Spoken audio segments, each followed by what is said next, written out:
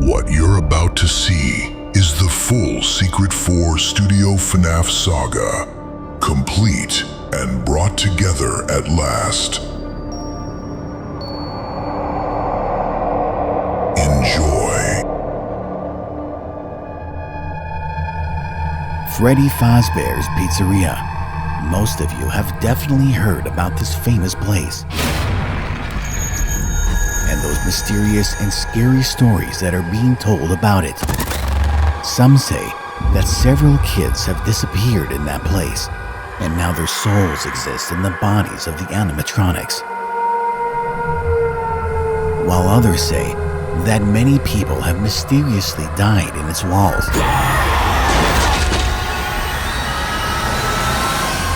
And no one can explain those deaths. And some think that this place is simply cursed. With each year, more of these stories are being spread and told. But is there any truth behind them?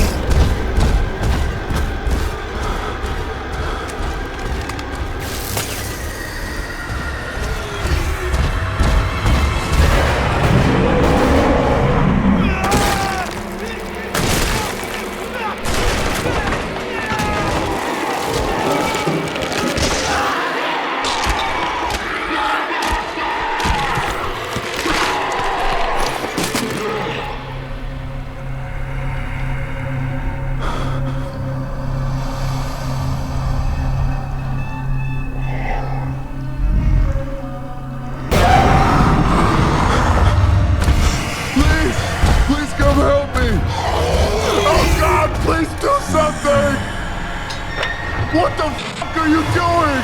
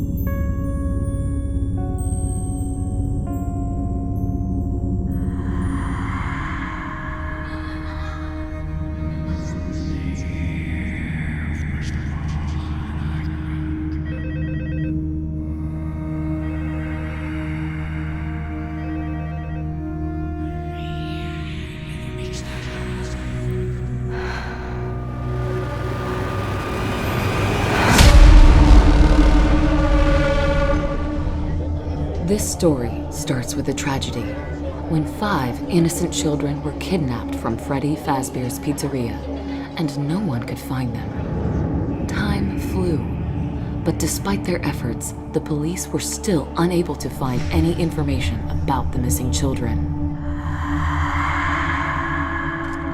And then, one day, 3 strangers, who were driven by the same desire to uncover the truth, decided to start their own investigation.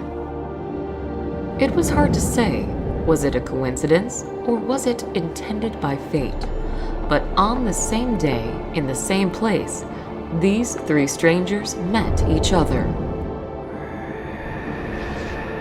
And that place was the pizzeria from where the children were kidnapped.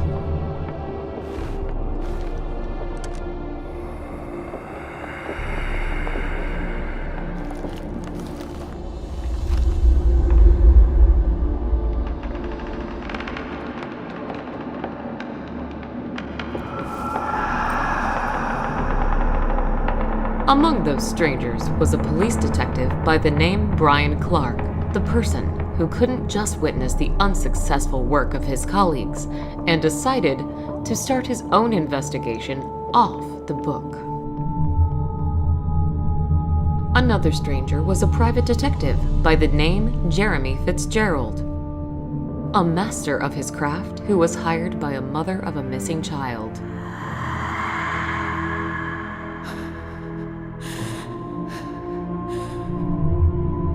And the last stranger was me, Linda Jones, a news reporter from Arkham Advertiser, the person who was planning, no matter what, to discover the truth and find the missing kids.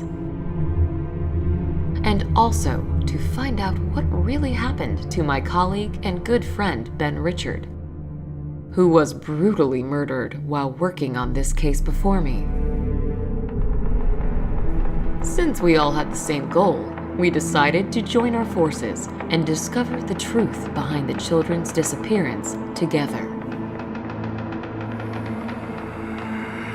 Yet, there are secrets, doors to which should never be opened.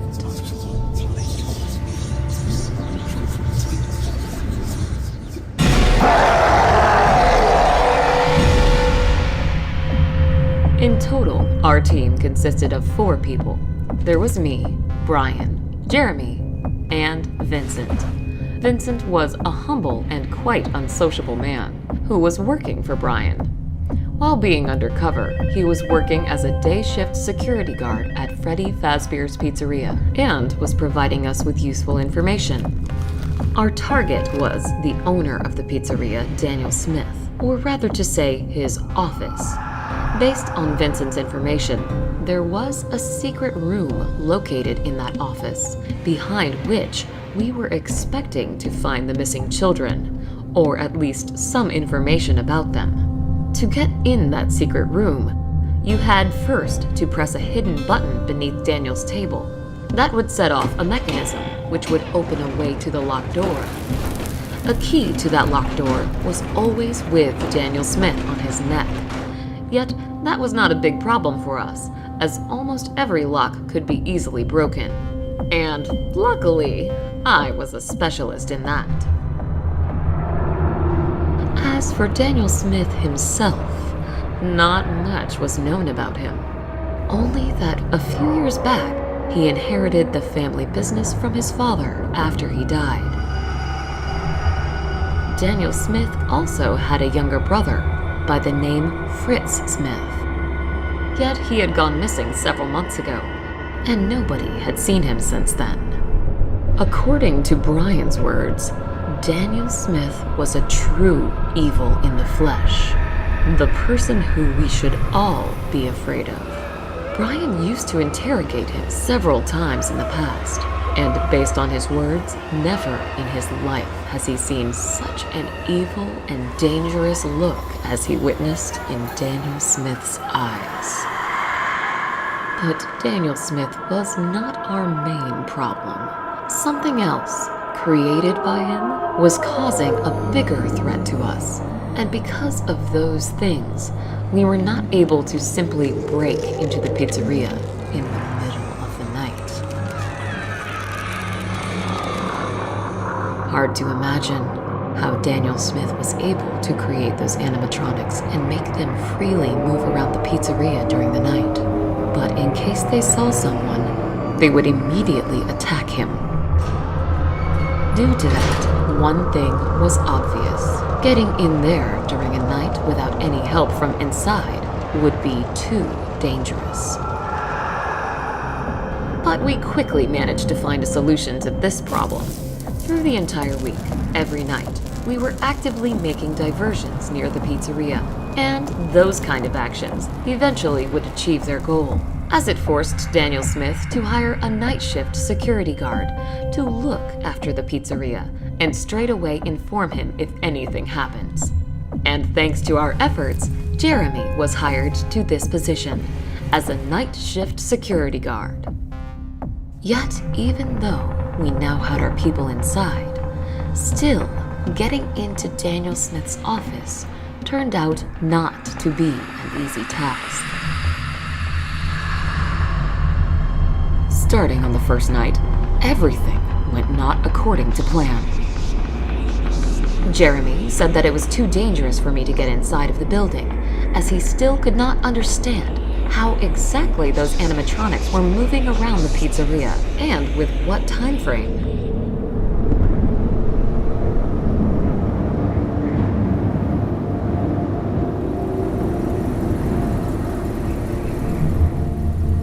I hope he's okay down there. Well, there's one way to find out.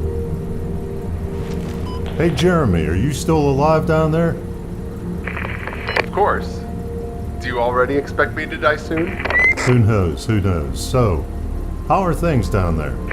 Well, right now, I look at the monitors, drink coffee, and play with a mask of I think it's a bear.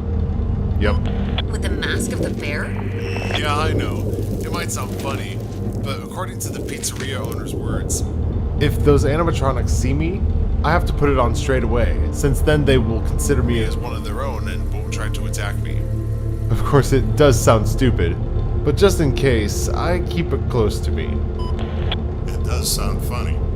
Anyway, keep us informed if something happens. Will do. Over. What do you think? Will we find those 5 missing kids in there? I hope. And by the way, there were actually 6 of them. 6? Yes, the boy named Timmy. It was a quite old and very complicated case, way before me. All I know is that missing kid, how to say this properly, he was not mentally healthy, and due to that, almost zero information was presented to the public. That is weird. I had done some research before, but haven't seen anything about the 6th one. This is strange. Trust me, I know the feeling. But we live in Arkham, and here, strange things are common. But don't worry, I bet soon we will find those kids or at least some information about their fate. We just need to get into that room. We will. That's the spirit.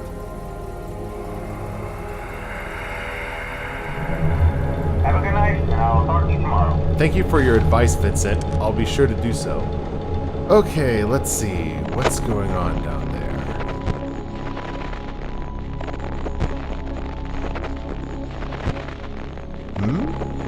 Where did you go?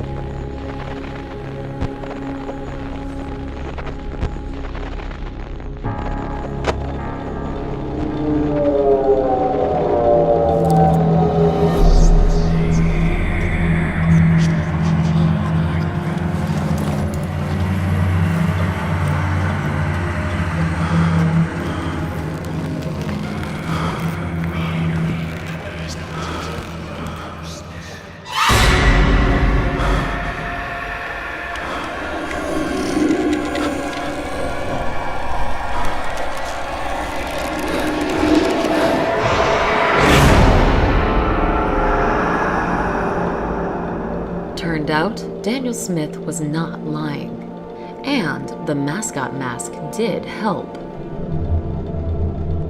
But, as we soon will find out, there was something else in that pizzeria, which would not be fooled by that mask. On the second night, things went smoother, as I was able to sneak in. Yet, as soon as I got in, new obstacles appeared in my way. Despite the fact that Jeremy was assured that he accurately learned the behavior and movement routes of those animatronics, as soon as I got in, they all began a targeted hunt for me. All right, Linda, it seems to be clear. You may go.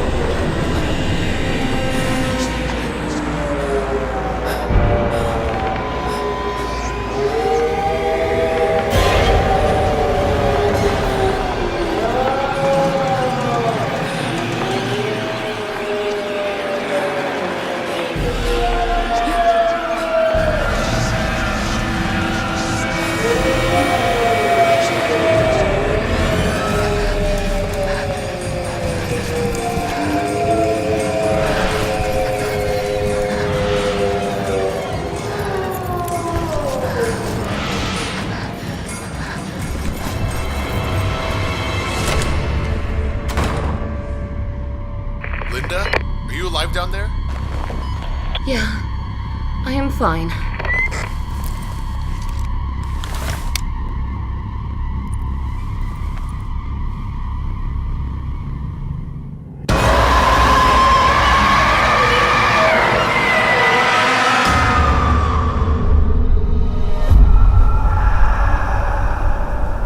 It is impossible to convey the shock I felt when I saw them.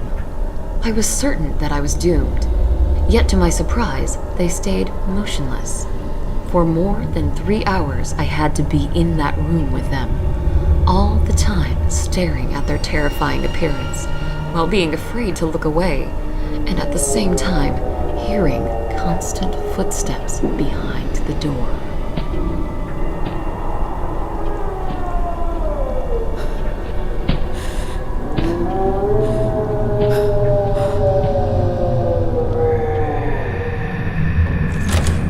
Can't imagine how I didn't lose my mind that night. In the end, when it all went quiet, Jeremy helped me to get out from that horrible room.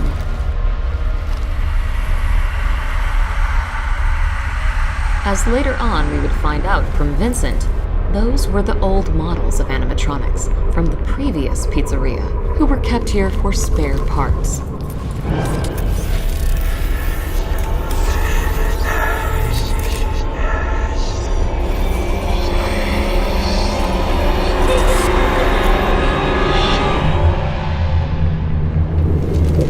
In the end, I was still not able to reach Daniel Smith's office.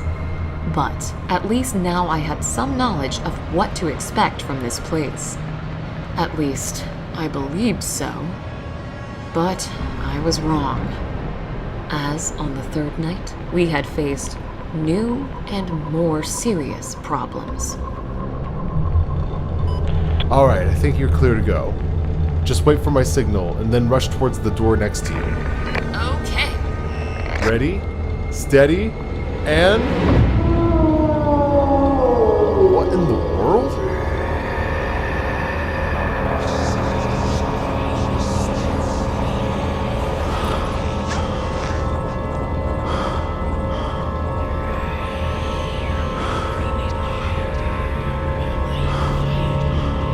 Come on, go away already.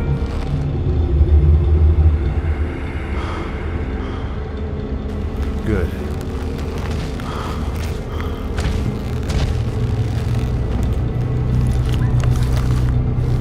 And who in the world are you?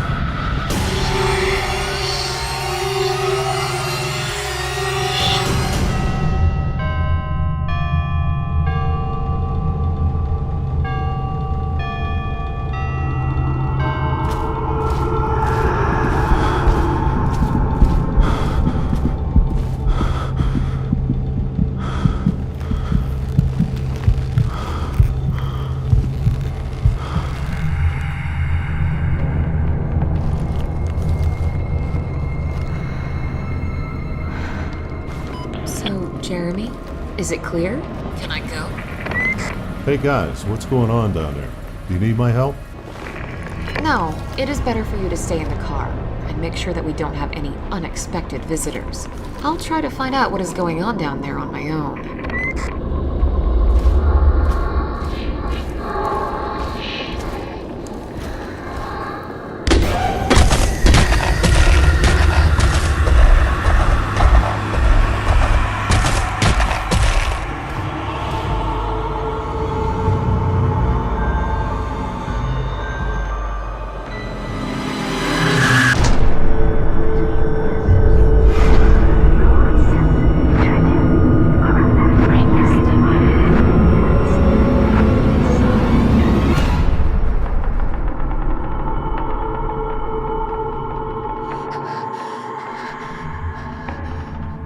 is hard to describe what we witnessed that night.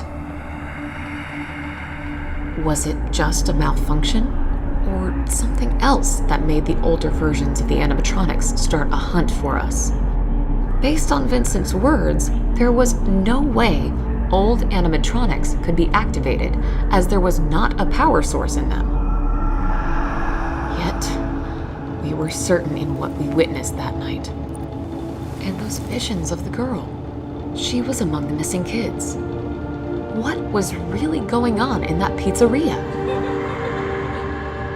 Yet, despite all the difficulties and fears, we were still not planning to give up. But on the fourth night, things went even worse.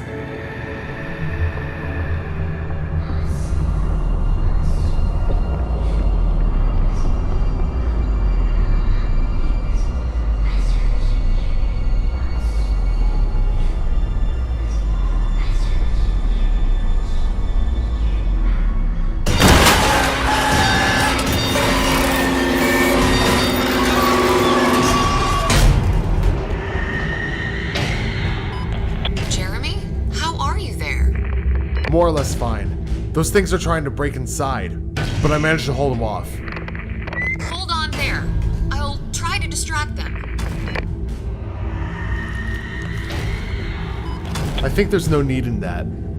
I managed to build a small barricade here, so it should withstand. You better try to get to Daniel's office. Okay.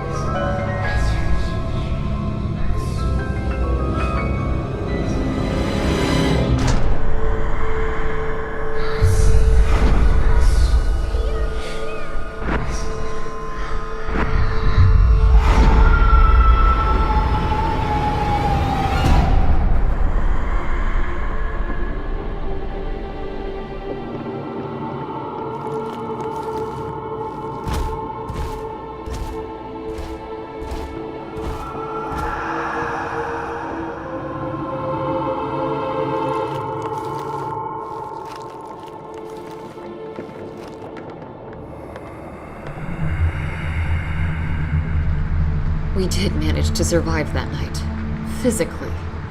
As for our mental condition, well, here everything was worse.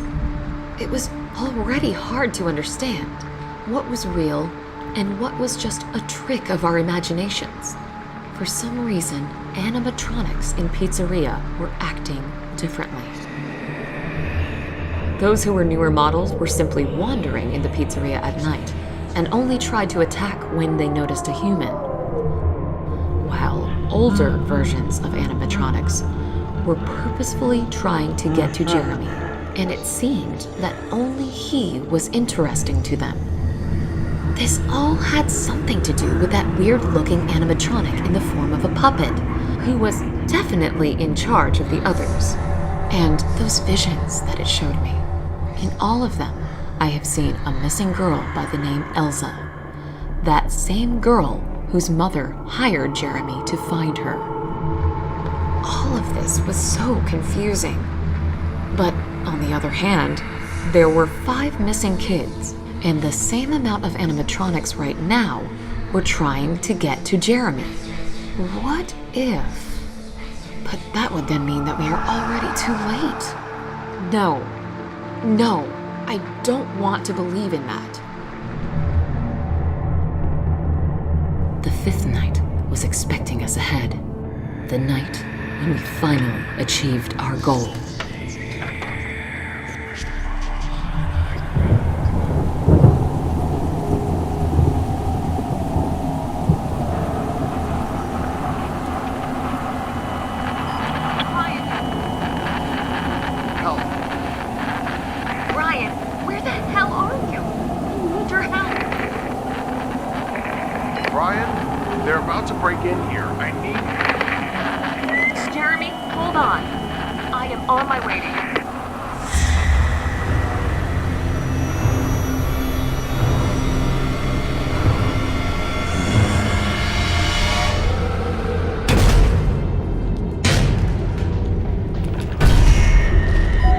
Linda, listen to me. Most likely, I won't be able to get out of this one. So here's what you should do. Straight away, go to the office of Daniel Smith and finish what we started. What? No, I am not leaving you. Listen to me, don't worry. Just use the opportunity you have right now and finish this.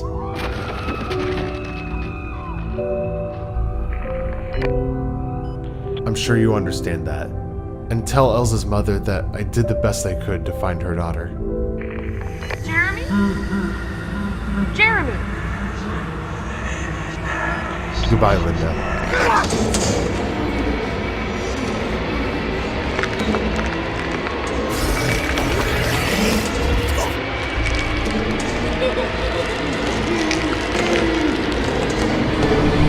Elsa, stop! I know this is you. And that close to you is Emmy, Felix, Thomas, and Carl. End all of this. Please. We are not your enemies. We only want to find those who are responsible for what happened to you and punish them. Your families have not forgotten about you, and they still hope that you will return home. Elsa, your mother hired this man to find you.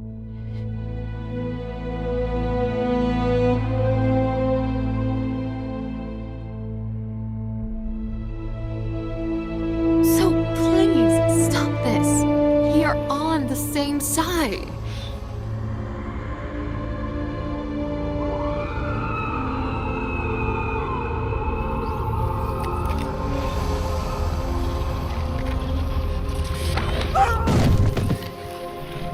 Hard to believe this, but sadly, my theories turned out to be true. Those were souls of the missing kids in the animatronics.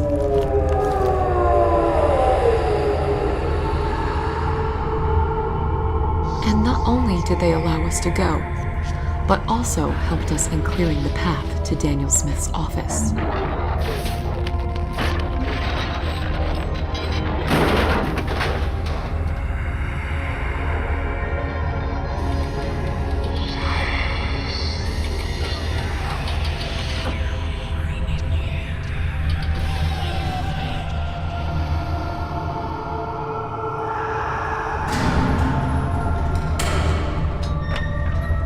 Without any kind of complications, I was able to pick the lock, and finally, we managed to get inside of that room.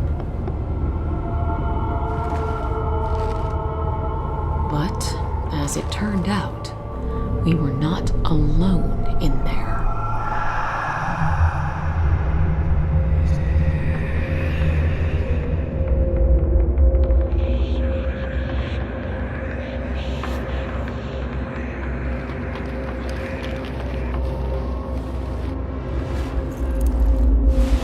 And it's dark in here. I'll try to find the light switch. Okay.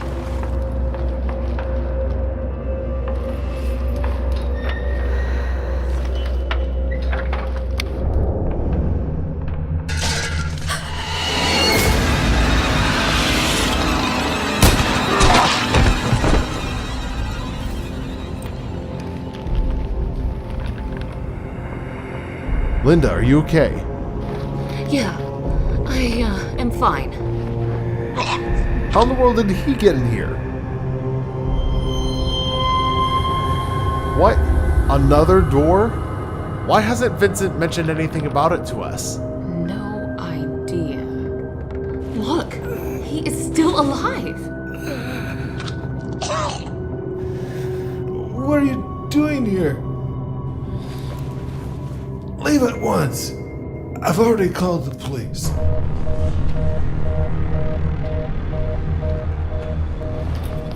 Jeremy, grab the key from his neck and open the door.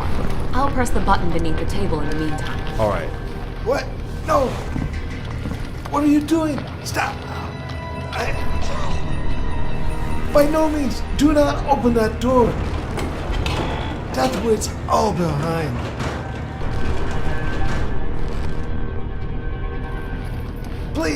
Please, stop until it's too late. You have no idea what you're doing.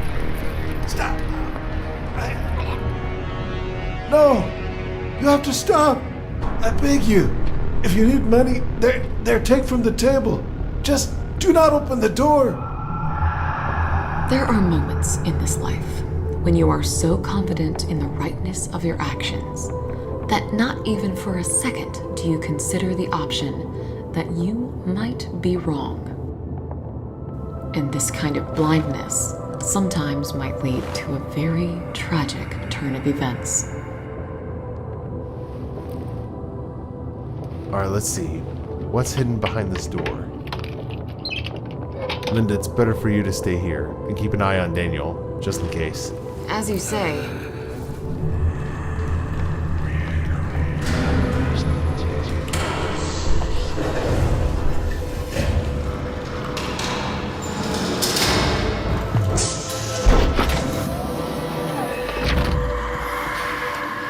Jeremy, what do you see in there?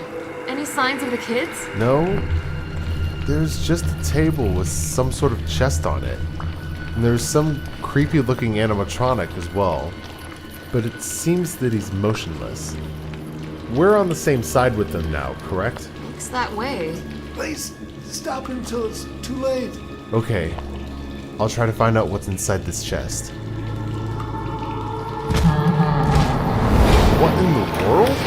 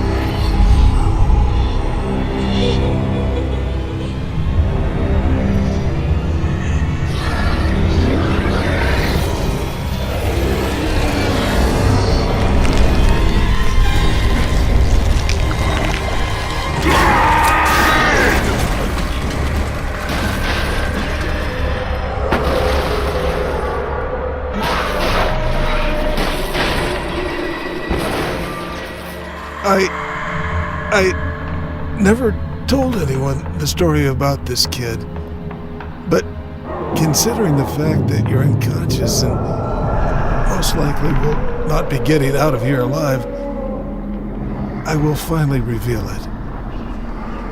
As no longer can I be silent about their crazy actions. They've locked him in a dark room where was nothing but him. The old model of animatronic Freddy and pure darkness. They kept him there for 3 days without food and water. And then they released hungry rats in there. who immediately attacked the poor child. But that boy was not planning to give up without a fight. He managed to kill the rats, and then he ate them. With each new day, he was becoming weaker, while my crazy brothers were constantly releasing new hungry rats into his room. It all ended after 2 weeks. In some way, as that child was no longer alive, yet neither was he dead, he became something else. Something that has started this nightmare.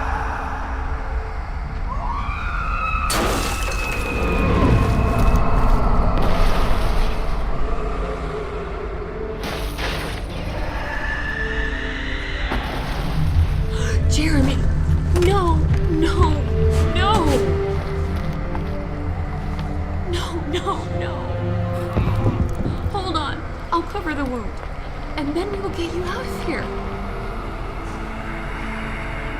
I never wanted anything of this. After all, I was never like them. This mad thirst for violence and cruelty. This belief in the old ones. Why did my younger brothers have to follow the footsteps of our father? Brothers? What are you talking about? You only have one brother. There's also a stepbrother. The one that used to always clean after Fritz.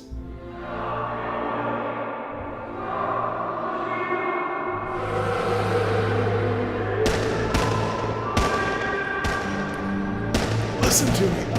We have to try and stop him before he gets outside. Otherwise, dozens will die. Bullets will not stop him. Only fire can. Please, I need your help, as I'm not in the condition to fight him. Up there on the shelf, you may find alcohol bottles. Out of them, you may create a Molotov cocktail. You'll find lighter fluid there as well, near the ashtray. I suppose you understand what I'm asking you to do. In the meantime, I'll look after you, friend. All right, I'll do it. Thank you. If you knew how to stop that thing, why did you keep it in that room? It's not easy. Only he could stop my brothers from entering that room, as there's something in there that by no means should get into their hands. Hurry up! Until more innocent people die. I'll look after your friend, and as soon as you return, I give you my word, I'll answer all of your questions.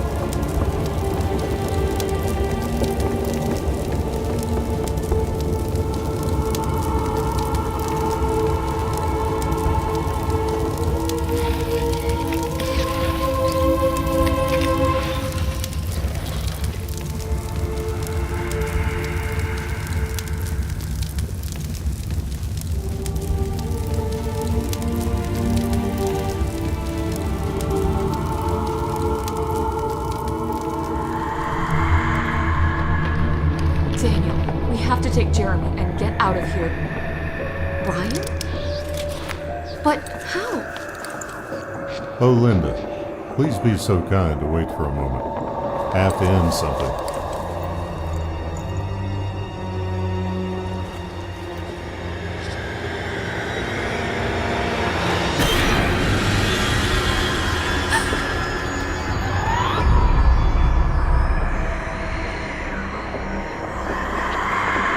Brothers? What are you talking about? You only have one brother. There's also a stepbrother. The one that used to always clean up the Fritz.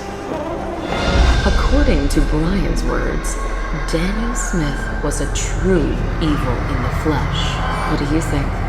Will we find those 5 missing kids in there? There were actually 6 of them. That is weird. I had done some research before, but haven't seen anything about the 6th one. Hey, Jeremy, are you still alive down there? Of course. Do you already expect me to die soon? Who knows, who knows. So, how are things down there?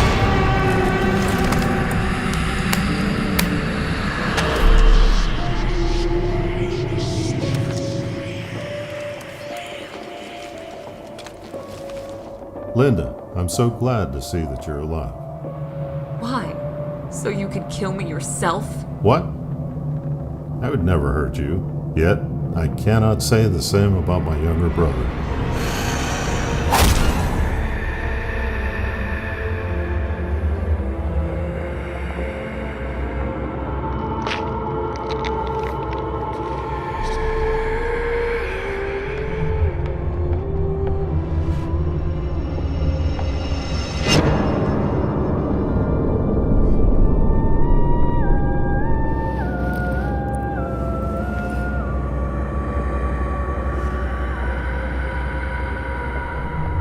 Don't worry, you're just paralyzed.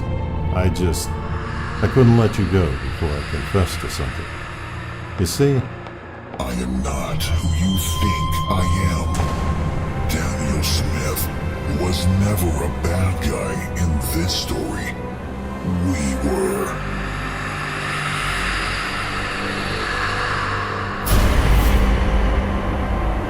We kept Daniel here only for fun's sake.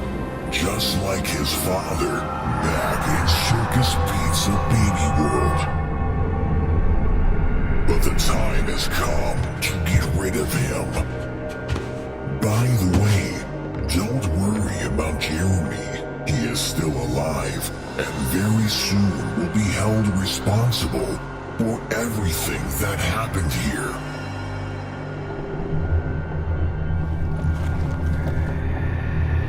I have to admit, Linda, I am surprised to see that you made it so far. You also managed to end that golden beast that Daniel kept around to maintain us. Impressive. But as far as I understood, you had some help from local inhabitants. Elsa and her small gang. Those sneaky souls who still refuse to give up and continue to fight us back. Elsa's soul is innocent. That is why we can't control her. For now. But We will find a way how to change that. And you know what? You might help us in that. That emotional connection that you and Elsa managed to establish. It might just do the trick. But first, you will have to die. Goodbye, Linda. And don't get cold in here.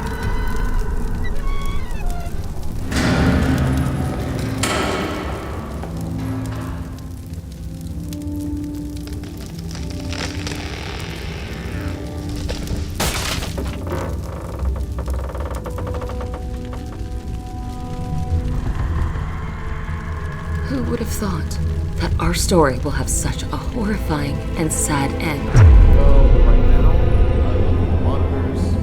That in pursuing the right goals and only having good intentions, you may achieve completely the opposite results. When not good triumphs over evil, but the opposite. But sooner or later, they will pay for their crimes.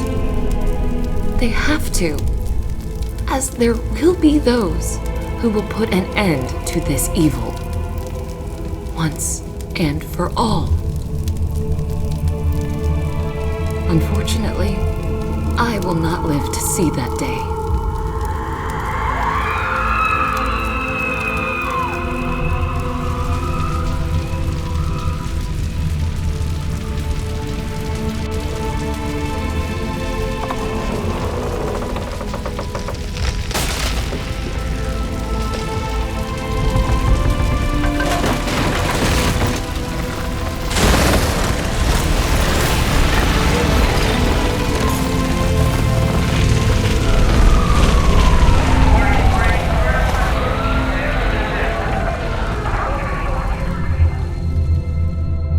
Was a kind, honest, and sincere person who believed in good. Yet on that night, it was evil that had triumphed over good. And in that moment, when Linda's last breath left her body, also with it vanished all the kindness and trustfulness that was in Elsa. And instead of those feelings came anger and cruelty. The events that happened after were merciless and bloody, but let's hear about them from Elsa herself. And for us to have a full picture, let's travel back to that day when Elsa and other children were kidnapped by the so-called Purple Man.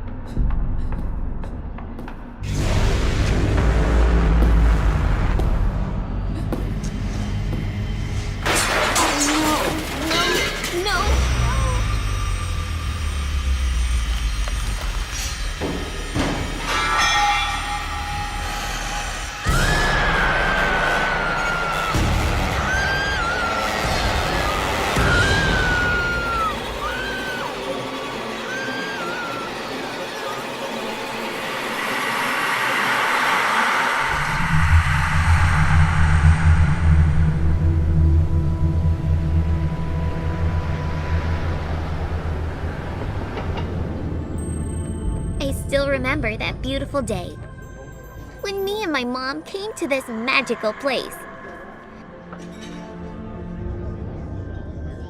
What a day it was!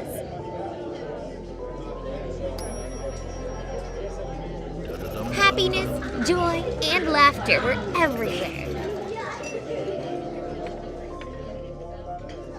It was the first time I saw Freddy, Chica, Bonnie, and Foxy. Oh, how miraculous it all was. And then you showed up. True evil in the flesh. The cunning devil who kidnapped me and many others.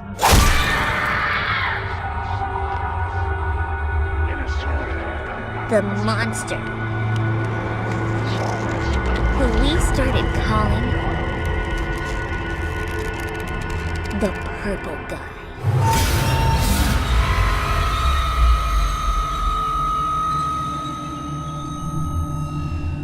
Pizzeria's playroom. That was the place where you kidnapped us. And that was the place where you had your secret room.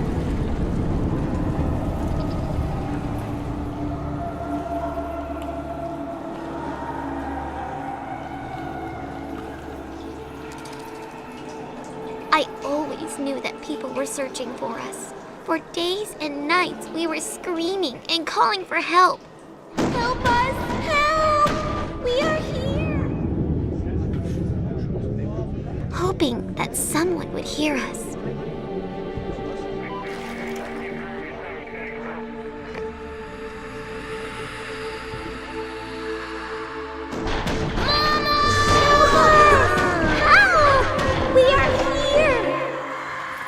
But no one heard us. And help never came.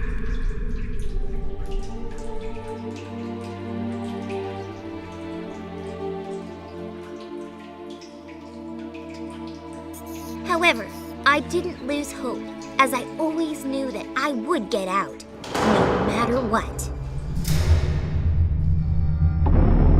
And then, one day, by some miracle, you forgot to lock the door. And we managed to escape. Yet, our freedom didn't last for long. As it was all just a part of your sick plan. All the doors were locked, while you were calmly pursuing and capturing us.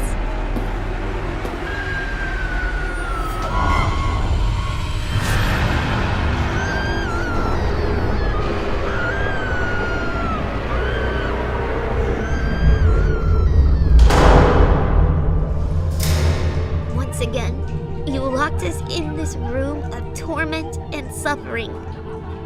And when all the other kids lost their hope and accepted their fate, I still was not planning to give up. Anger and hatred filled my soul towards you because of everything you had done to us. I knew that I would get out of this room and get my revenge, no matter the cost. My soul will not rest until you receive your deserved retribution. Hours turned to days, days turned to months, months turned to years. We did not manage to escape, and no one rescued us. My body has been long dead. But my soul was still alive. The soul which was now driven by only one desire: revenge.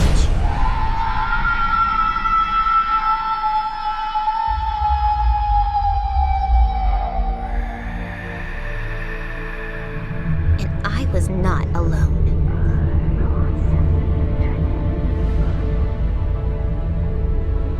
Through decades, our souls tried to get you. But you always managed to escape. There were a lot of deaths during this time, some caused by your actions, and some by ours. Because of you, we became monsters ourselves. Monsters who brought horror and death.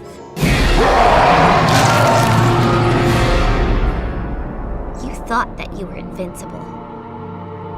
Yet with every year, our powers got stronger, while you were getting older and weaker. And in the end, we managed to get you. Finally, you got what you deserved.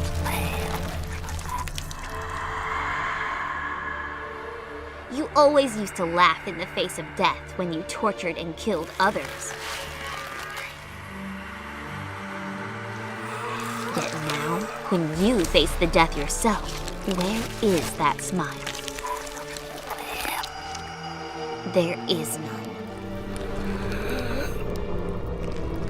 There is only fear and pain in your eyes. And while your body is bleeding out, and you are almost at the last breath, I finally feel that our souls can rest in peace. At last, we are free. As for you, your soul will never find peace. Eternal torment and suffering awaits you, and the dungeon you created for others will become your prison from now on.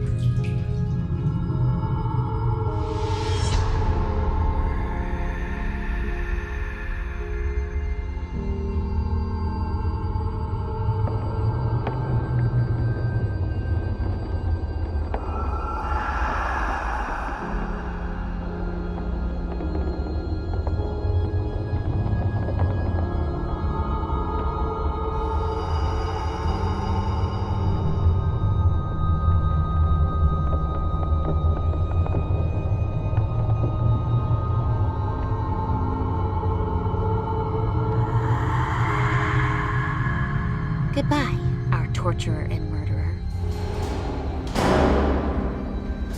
That does sound beautiful. But Elsa, you are not going anywhere. Do you know that once again you took away a life of an innocent man? I suppose you don't, as you were so blind with your rage and desire for revenge that you completely lost any sense of clear thinking.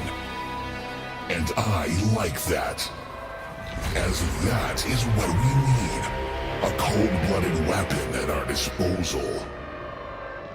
You know, it took me and Brian quite some time to figure a way how to force your souls to leave your animatronic bodies.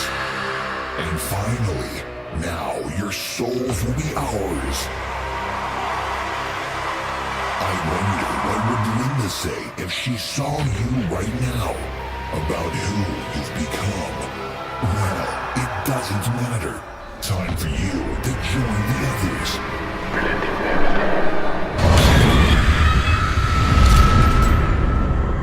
Very soon, Elsa, we shall speak again, as we have an important role prepared for you. Michael, you fulfilled your task perfectly. Not only you managed to destroy their animatronic bodies, but also made them to believe that you were me. I am proud of you. Now rest and get used to your new body, as something special is about to start soon.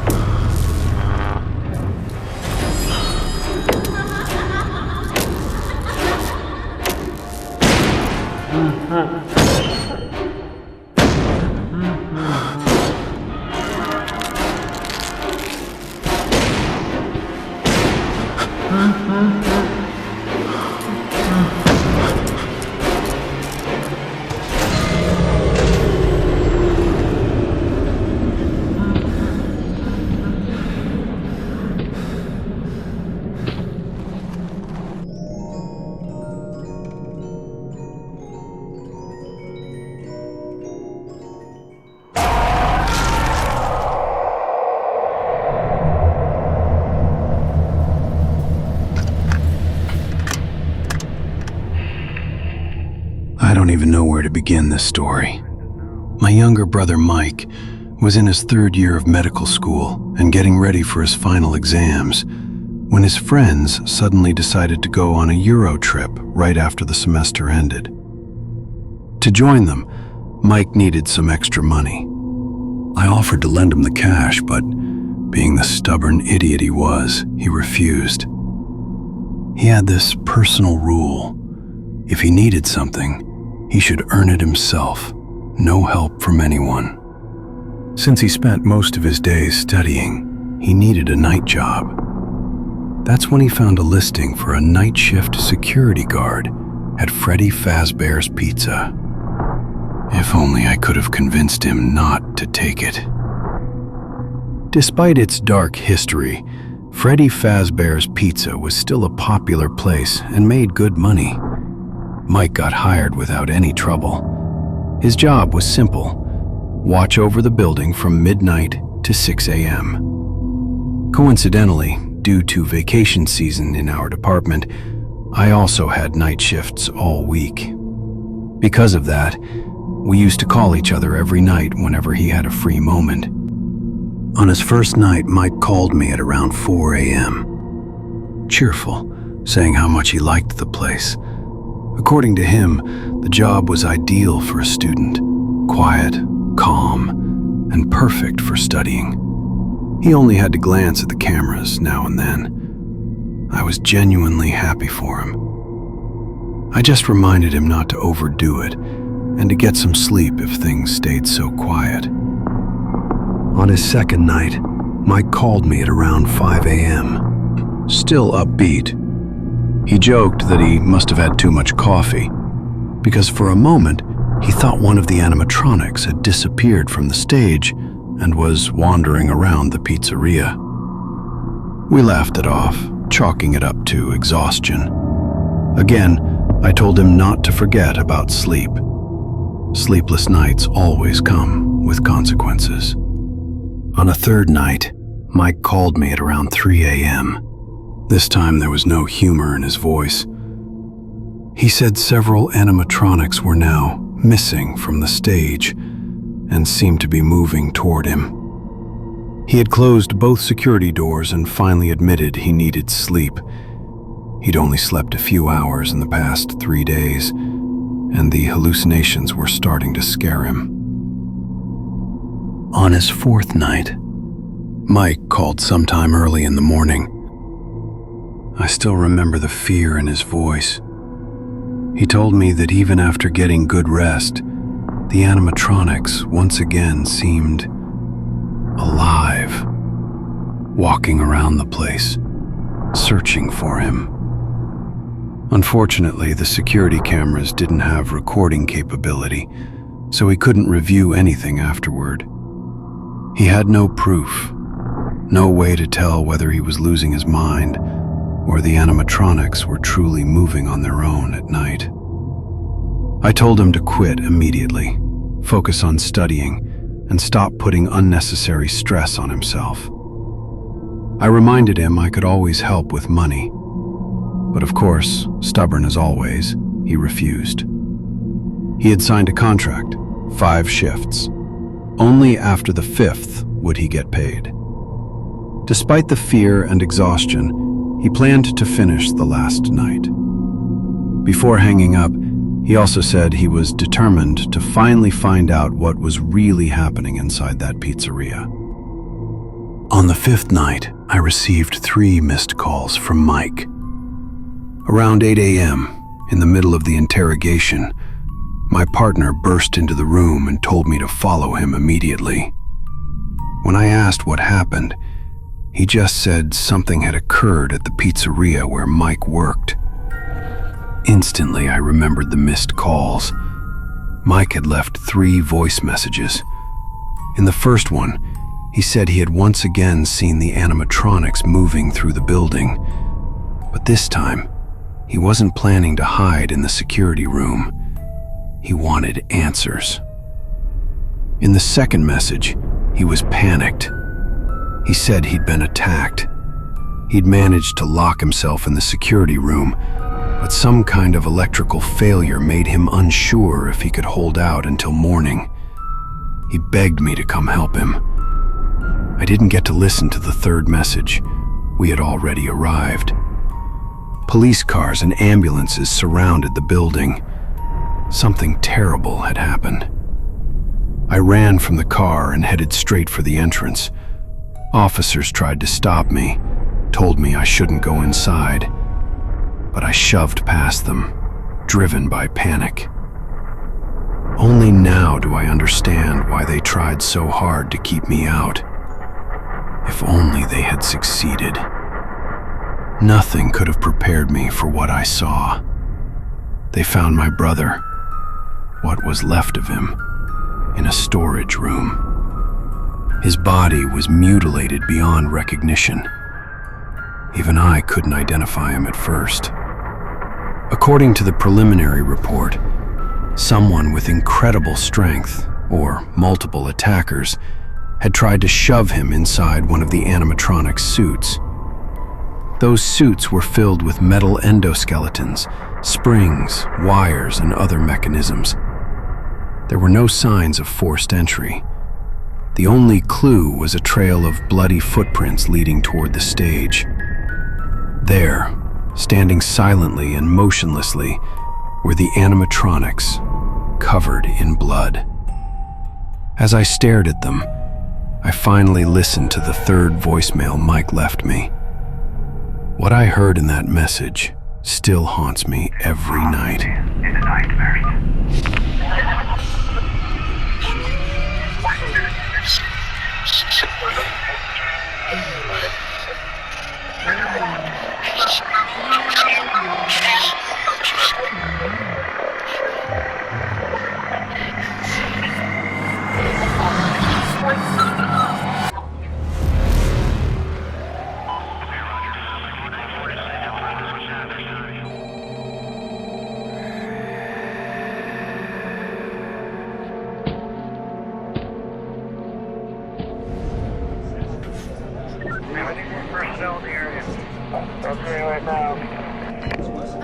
I'm sorry.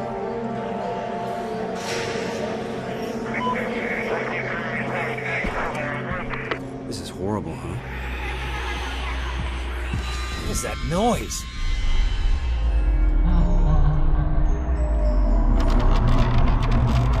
This place creeped me out even before it all went to shit. We're wasting our time. Keep looking. I don't like this. Have you seen the body? Yeah, I've never seen anything more terrifying in my life. I know, same here. By the way, did you know that it was Jonathan Schmidt's younger brother? Really? Damn. Well, any ideas? I keep thinking I can hear it through the walls. This place is empty.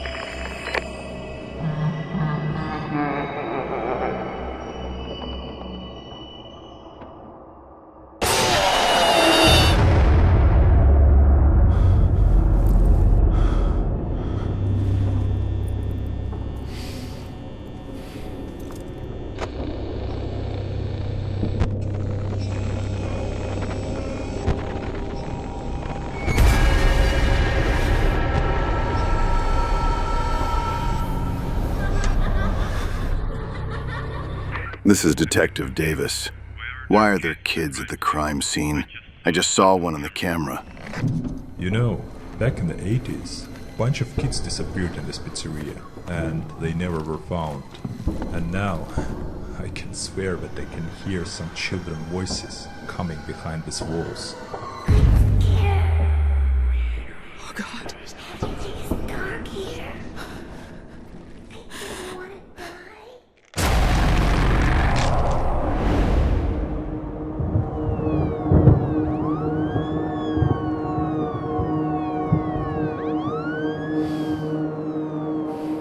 That's odd. Where did you say I could find weights again? If you're going to snoop around in there, be careful. I came as soon as I heard. How is he? Not good. Maybe I should go and talk with him. Trust me, Fiona. It's better for him to be alone right now. I was with him when we discovered his brother's body. Even I was shocked by what we saw. I still can't imagine what kind of sick mind could do that. Although Jonathan mentioned that his brother used to tell him something about the animatronics, that they were acting strange. But our specialists haven't found any malfunctions.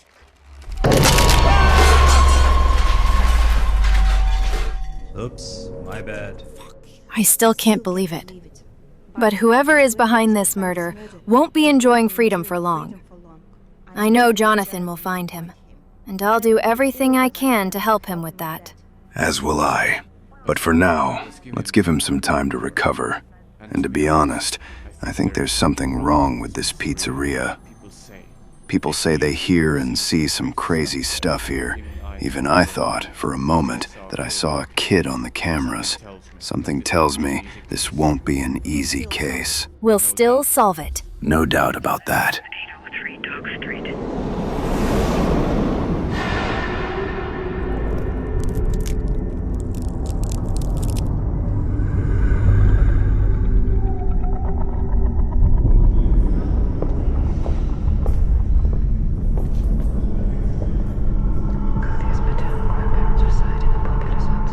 'Course, as you wish, Mr. Blake. You can have the body of your daughter. Much appreciated.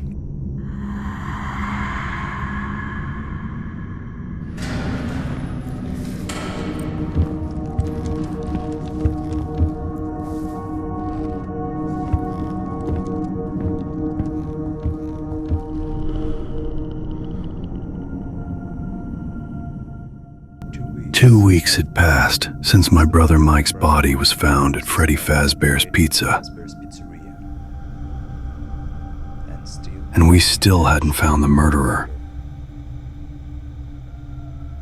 There were no signs of forced entry. Our specialists found no malfunctions in the animatronics.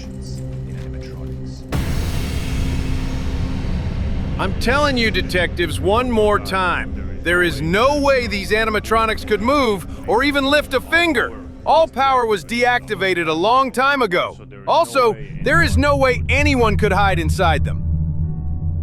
As for the only witness we had, Mr. Fritz Smith, the owner of the pizzeria, and the one who discovered Mike's body, he had a solid alibi that night. I don't understand this. I've already told the police everything. What else do you want me to say? Mr. Fritz Smith, tell us once again what really happened in your pizzeria with Mike Schmidt. Though I have to admit, something about him felt wrong. Even though the investigation was reaching a dead end, I refused to give up. And thankfully, I wasn't alone. There were others just as determined to uncover the truth. My partner, Detective Mark Davis, and Detective Fiona Scott, with whom I shared some history. Running on almost no sleep and far too much coffee, my team and I kept digging. Eventually, we found something. Freddy Fazbear's Pizza had a dark history. Back in 1987, several children went missing inside the building. A private investigation was launched, but it ended in the horrific deaths of multiple people. And that wasn't all.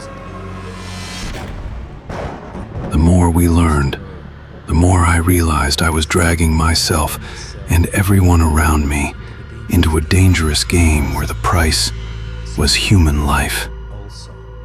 Because I practically lived inside this case, strange things began happening. Sometimes I saw things. The missing children and the animatronics, or rather, twisted, nightmarish versions of them my mind created. Motionless, staring at me. Sometimes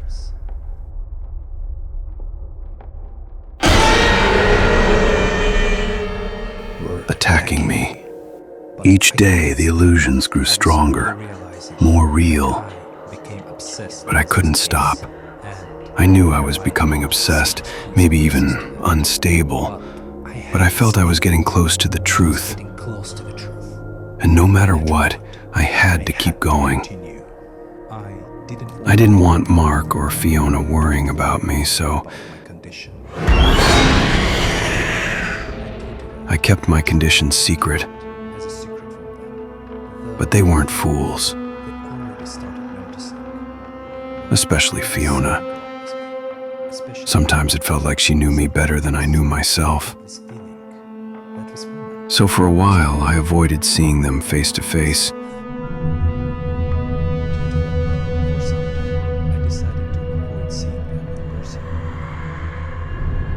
Despite the risks and the growing danger, I finally found a lead. A person who might be responsible for Mike's death and the other murders tied to Freddy Fazbear's Pizza. Tonight, I plan to confirm it. What was her name again? Linda Johns, a journalist. In the 80s, she investigated the children who went missing. Her name appears in multiple files we reviewed. Okay, I'll look into it. How do you feel, by the way? I'm fine. Do you have something on your mind? Listen, I'm going back to the pizzeria. There's something I need to check. I think I found a new lead. I'll explain everything later, in person. Do you need our help? Thank you, Fiona, but I can handle this on my own. Okay. And stay safe.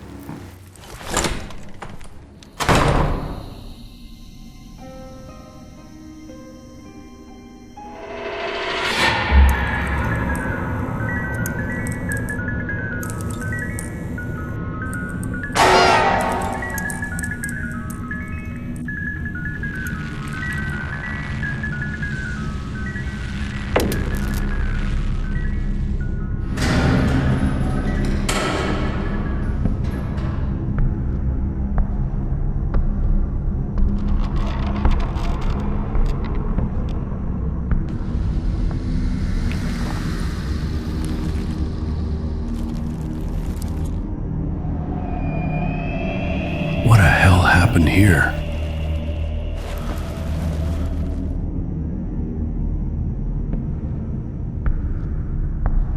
Why would someone disassemble them?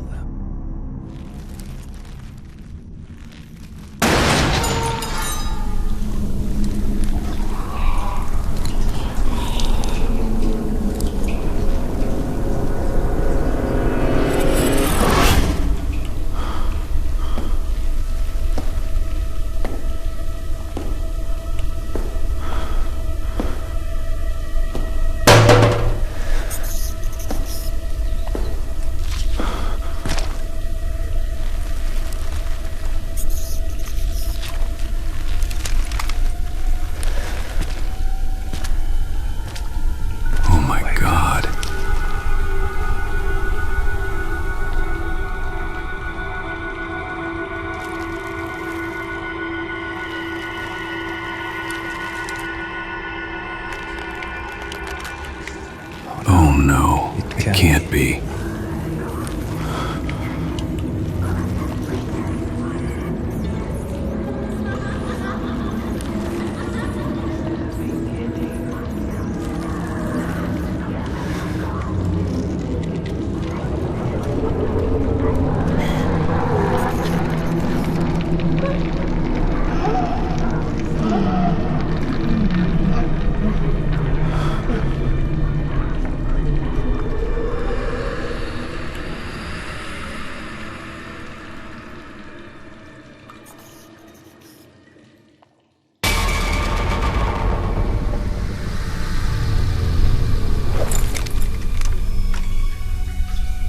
You?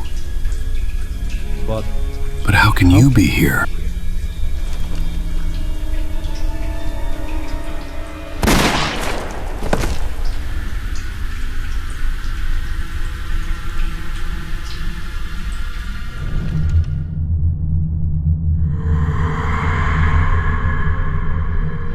My name was Linda Jones.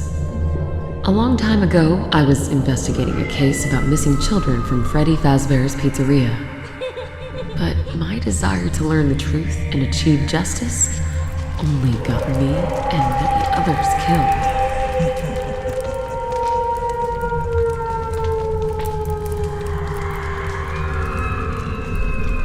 Jeremy, Elsa, Daniel, Jonathan, all of us were just trying to stop that evil. But sadly, we failed. Years have passed, and now, once again, this evil has returned and found itself new victims. 7 strangers were lured into the Fazbear's Fright and expected to die before the sun rose by the hands of murderous animatronics. Or correctly to say, by exhausted souls who are controlled by that evil. But this time, the outcome will be different. Because, surprisingly to this evil, 7 strangers, instead of being scared and panicking, have joined their forces and formed a strong team that is able to deal with all the difficulties and dangers that lie ahead of them. And what is most important, they will not be alone in this, as I and many others will help them. And together, we will end this nightmare, once and for all. I hope, as it is still unknown, if we are going to succeed.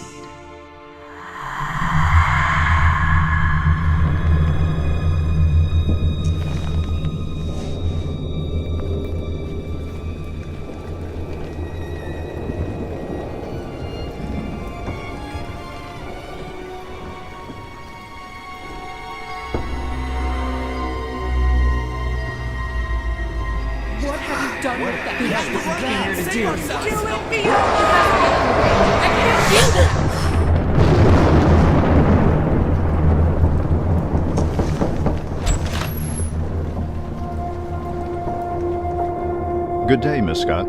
I'm Ben Richards, reporter for the Arkham News. I was informed that you're ready to talk about the events that happened last night in a place called Fazbear's Fright. Is that right? Yes, I am, though I'm not so sure that you'll believe me.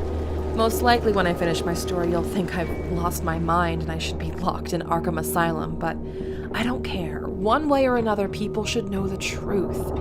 Yet, before I start, give me your word that you'll print everything as I've told you, word by word, despite the fact that some details you may find weird and unrealistic. Of course, Miss Scott. You have my word.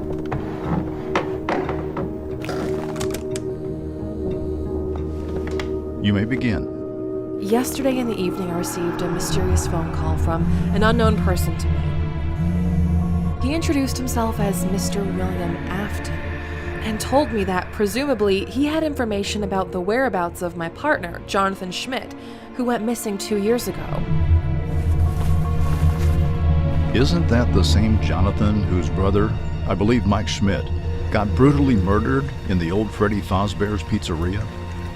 Yes, that's him.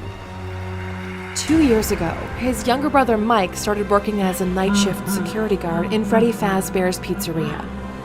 For 5 days, he used to tell Jonathan that it seemed to him that animatronics that were in the pizzeria used to become alive during the night and were trying to get him. Of course, Jonathan used to think that Mike was just imagining things due to a lack of sleep.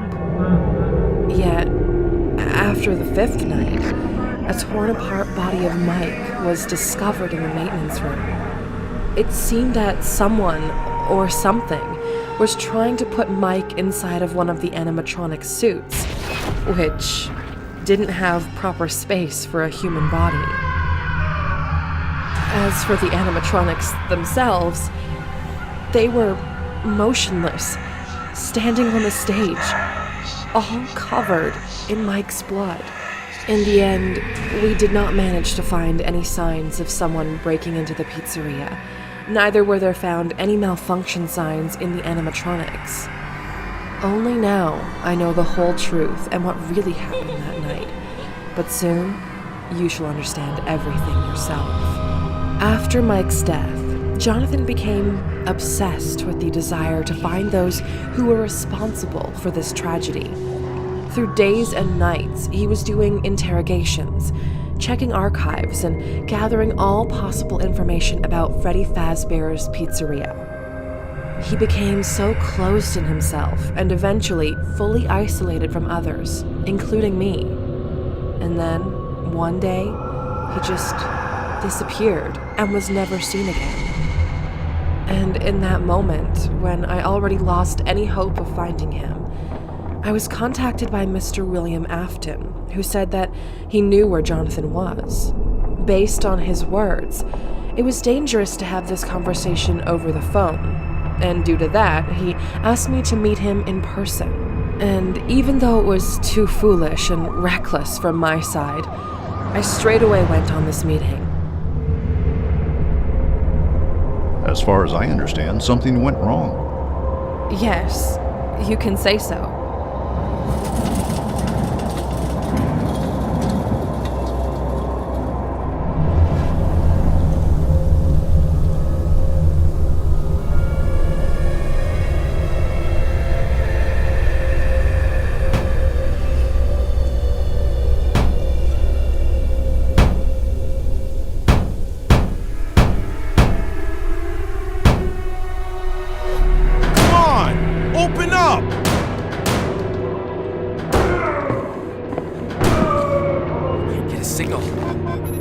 Signal, come on! Same here.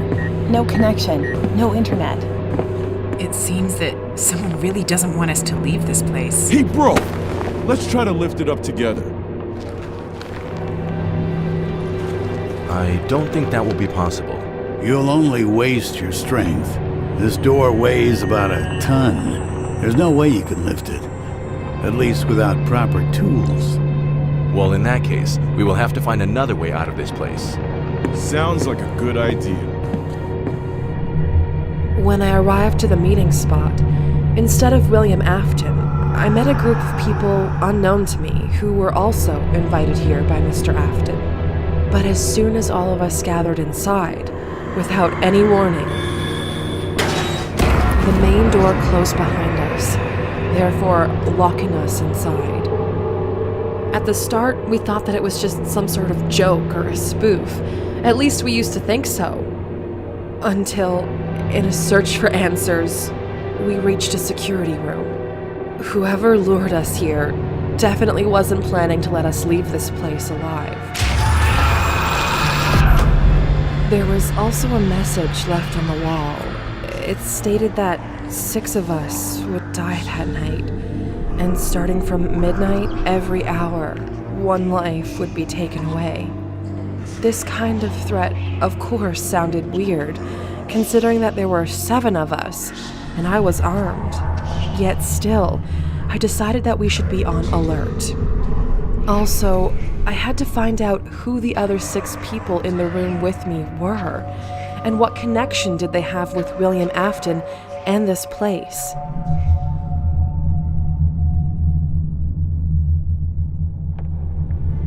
May I have your attention, please? As we are stuck here for some time, let's introduce ourselves to each other and tell how we ended up here. I'll start. My name is Fiona Scott. I'm a detective from our Arkham Police Department. Today, I was contacted by Mr. William Afton, who promised to provide me with important information about one person who disappeared 2 years ago and was never seen since then. That's the reason why I'm here. Now I want to know, why are all of you here?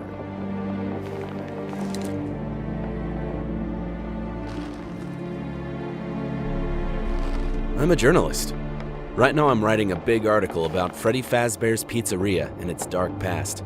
Today Mr. Afton was planning to share with me some details about mysterious murders that happened in this place many years ago. Yet it seems something went not according to the plan. By the way, my name's Ryan. This is strange. I was also invited here by Mr. Afton. Based on his words, in the old maintenance room he had found a letter addressed to me from Joshua Smith. He was the founder of Freddy Fazbear's restaurant and a good friend of mine. Joshua Smith. Didn't he die many years ago under mysterious circumstances?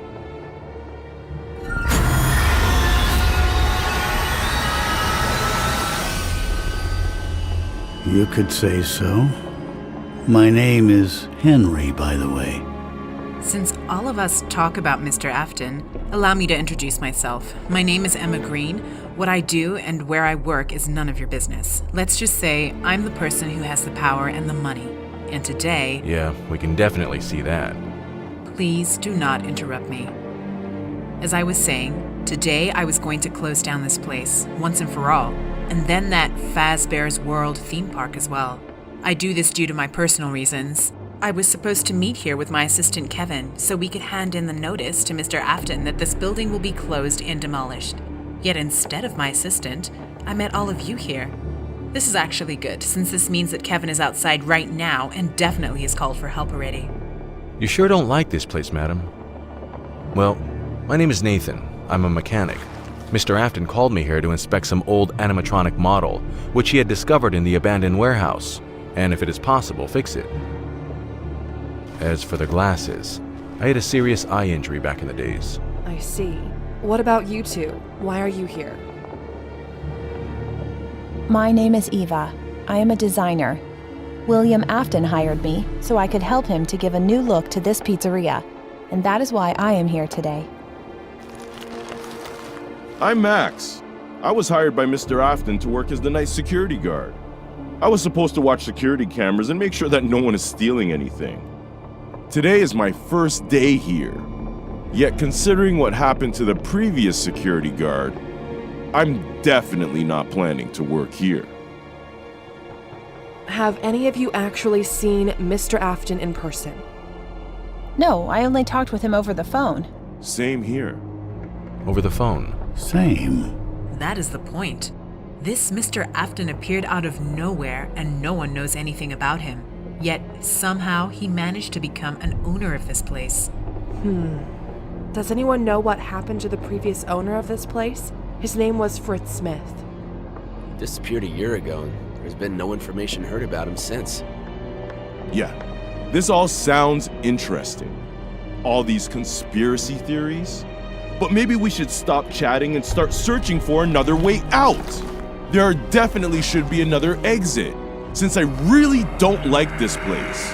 As soon as we get out, you can chat and have discussions about this place as much as you want. I agree. I feel really scared of this place. Not to mention that midnight is almost here. It's already midnight.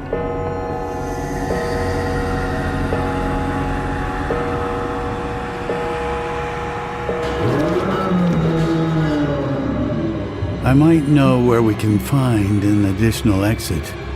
There used to be another restaurant here, right below this.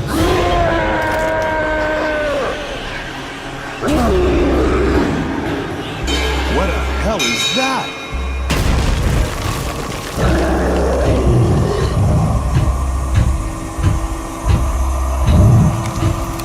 All right, everyone stand behind me.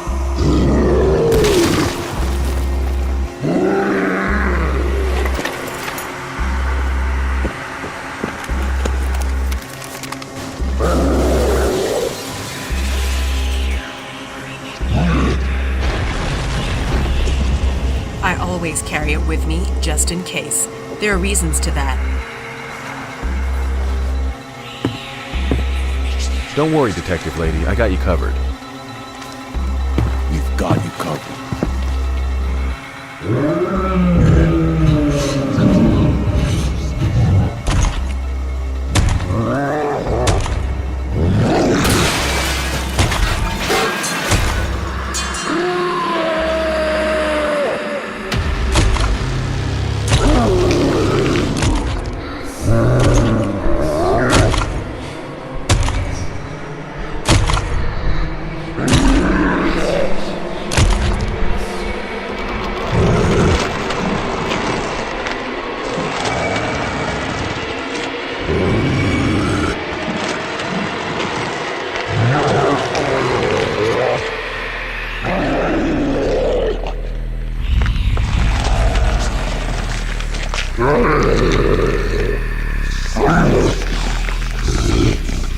Whoever you are, put your hands up in the air and state your name. I am from the police, so don't make any sudden moves. Listen, pal, there are 7 of us here, so you better listen to the lady, or this might end up badly for you.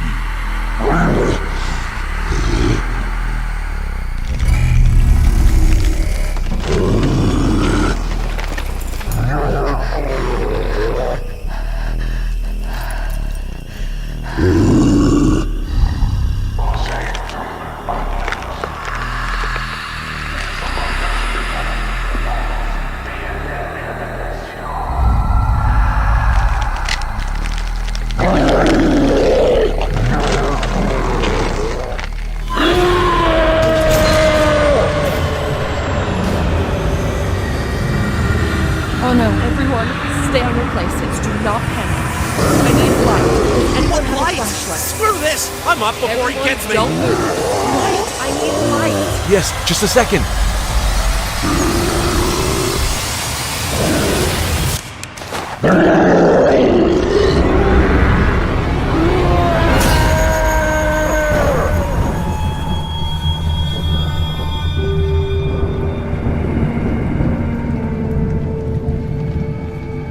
Seven of us tried to fight that thing. We used pistols, axes, even our bare hands against it. But there was no effect.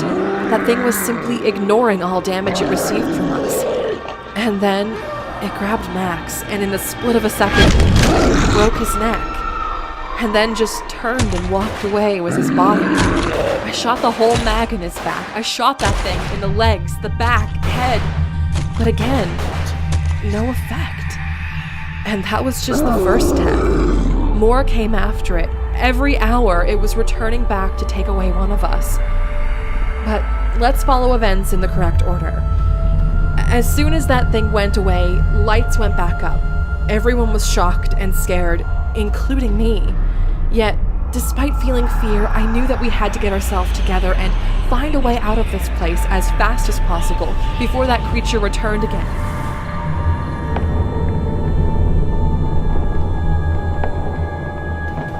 Did you manage to figure out what attacked you? At that moment, no. There were a lot of theories and guesses, but all of them seemed weird and unrealistic, and some even crazy. So, what was it then? Not now. You'll understand everything yourself through my story. So, as soon as that creature left and we recovered from the shock, a decision was made to return back to the security room. Cameras were already working in this place, so at least through them, we could get some understanding of what was going on around us. I propose we stop discussing what that thing was and start thinking on how to get out of here. Henry, I believe you mentioned something about a second exit from this place? Yes, at least I hope it still exists. In '87, there was a huge fire in this place, and lots of stuff was rebuilt after... We should check it out anyway, as I don't want to sit here and wait until that thing returns. We still have 45 minutes left. How are you so confident about it?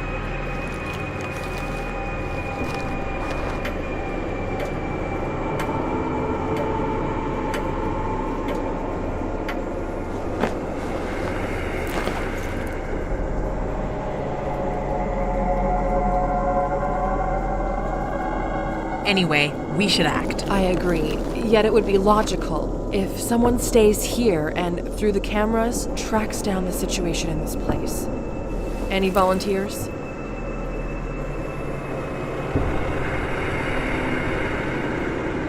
Even though the idea to separate is not the best one, it does sound wise. I'm ready to stay here, but not alone. I'll also accompany you. It seems to me that it would be safer to stay here rather than walking through those dark corridors. You sure are a brave person, Mr. Ryan. In one of the boxes, I managed to find these walkie-talkies. With them, at least we shall be in contact. Good. All right then. Henry, lead the way.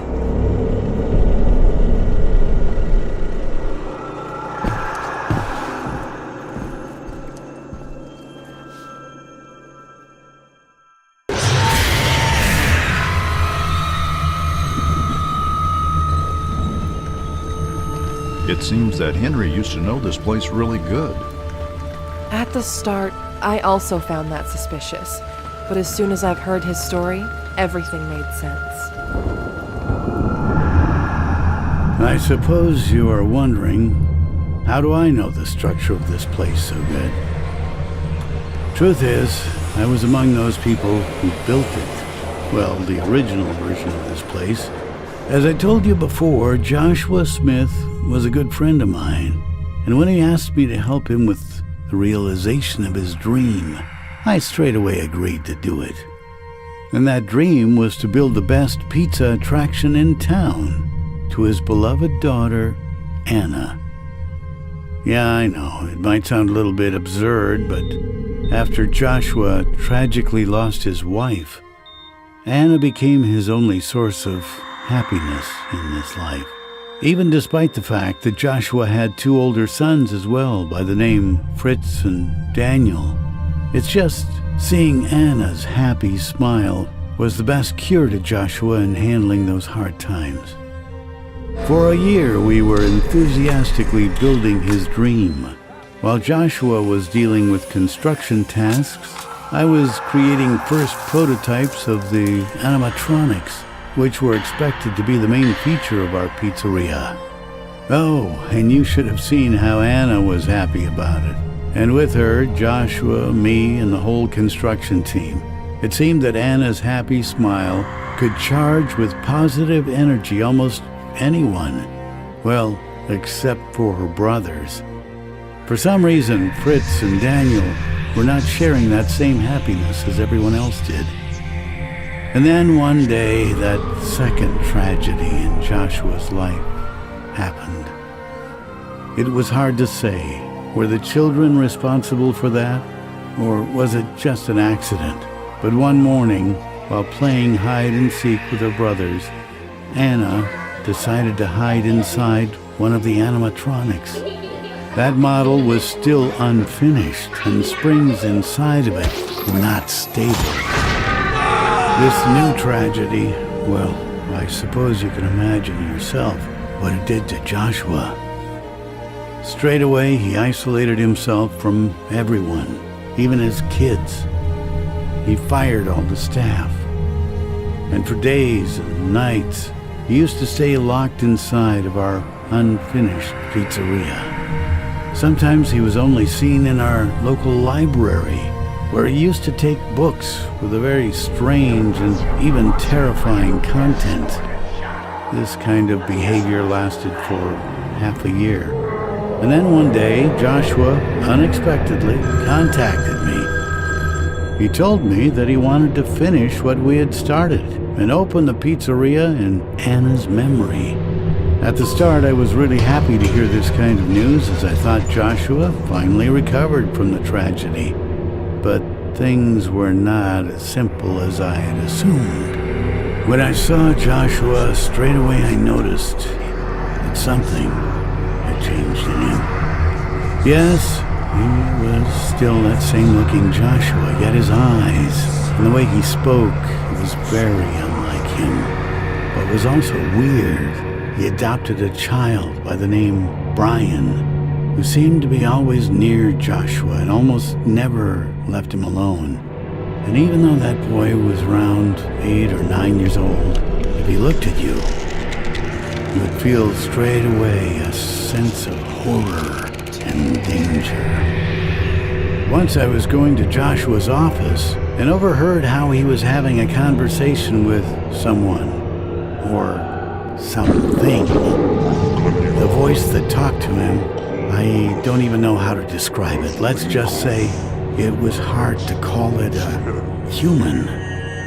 While being driven by anxiety and curiosity, I went inside, and to my surprise, I only found Joshua and Brian there. But the way they looked at me, even now, I still see those eyes in my nightmares. With every day, the situation was getting worse. No longer was I feeling safe inside of the pizzeria.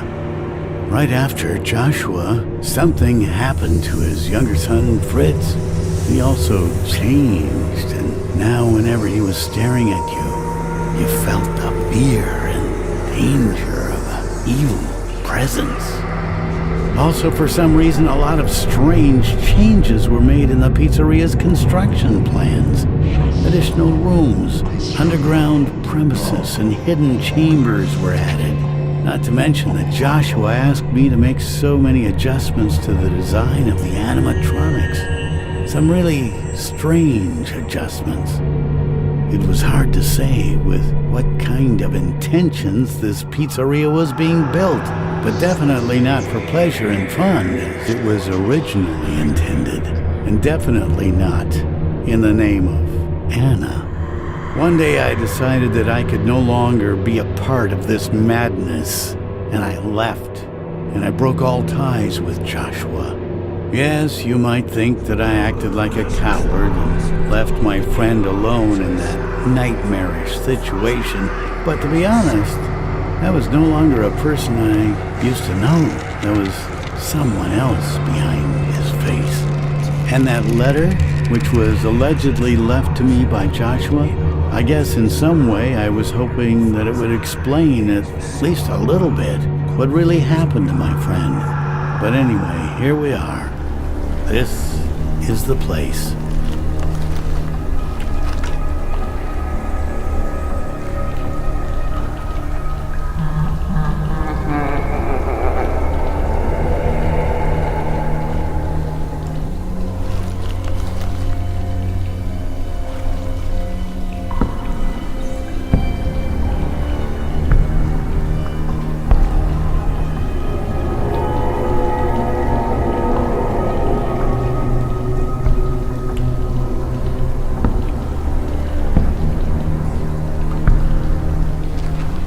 Sure that second exit is here? Yes, that door should lead to the old premises of the pizzeria. All right, let's go there then.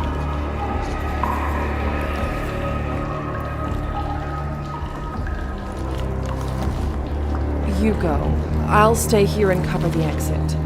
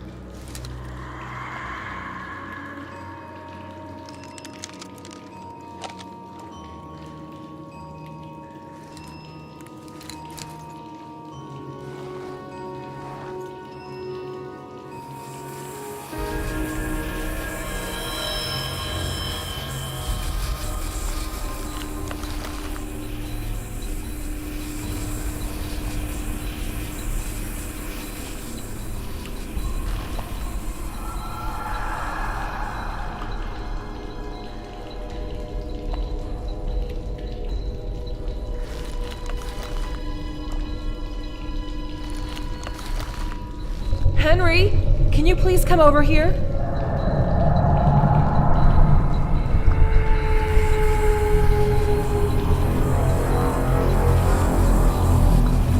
Is that what I think it is? Oh no, this is bad. We should leave this place as soon as possible. Guys, I'm afraid I have bad news.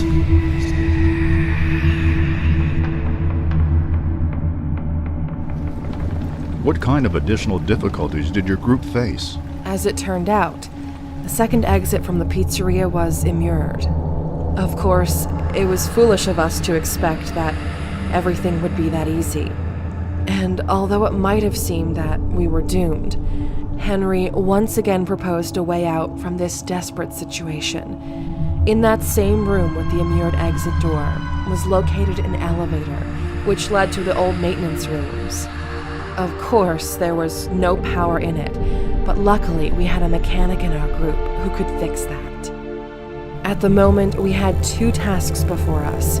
We had to activate power to the elevator and also eliminate the gas leak, as some of us already felt frustrations, head pains, and started seeing hallucinations, and it would only get worse. We divided into 2 groups. Me, Emma, and Henry went to eliminate the gas leak, while Nathan, Ryan, and Eva went to deal with the electricity issue.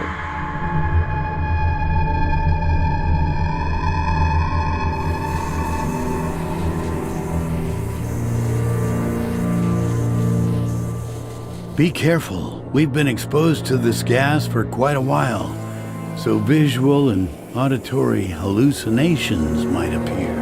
I guess we're already old enough to distinguish what is real and what is a hallucination.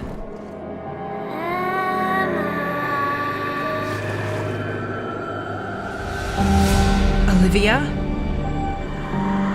Why did you leave me, Emma? It is so cold and lonely in there. Why did you allow this to happen? You were supposed to protect me. It is your fault.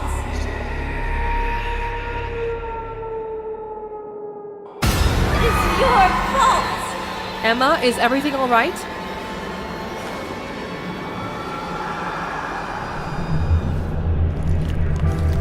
Yes, everything is fine. I think I saw someone. But it doesn't matter. Let's catch up with Henry.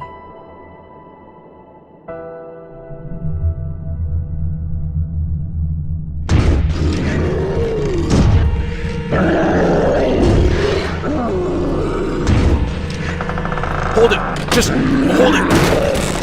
This thing is strong! I think the door's gonna hold it! Don't worry, this door should hold.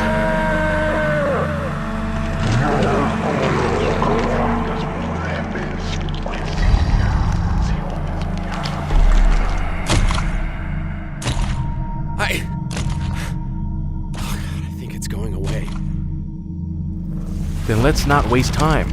We should fix the electricity supply in that room as fast as possible and then leave this place before that thing returns. But if that thing is no longer trying to get to us, that means it's on its way for others. Good call. We should warn them.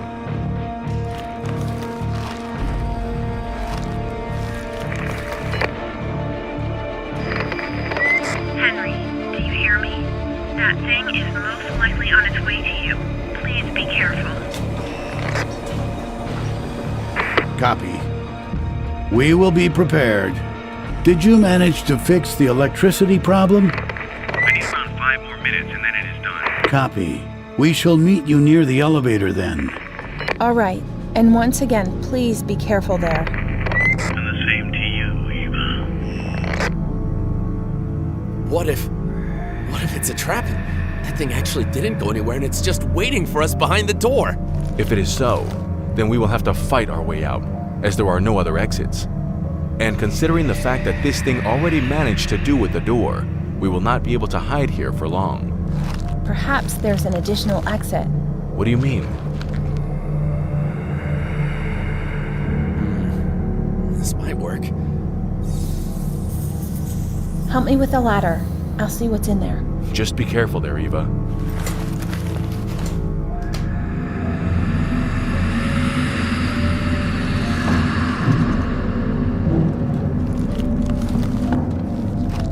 So, what do you see in there? Hard to tell. It's too dark. I'll try to use the lighter.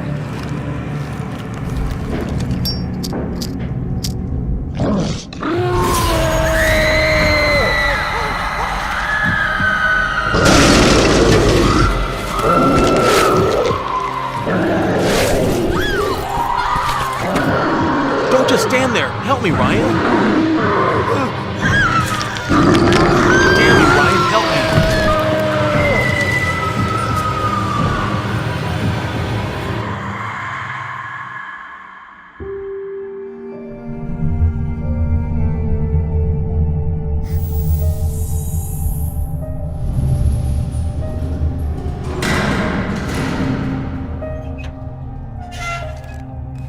little more. And done. Oh.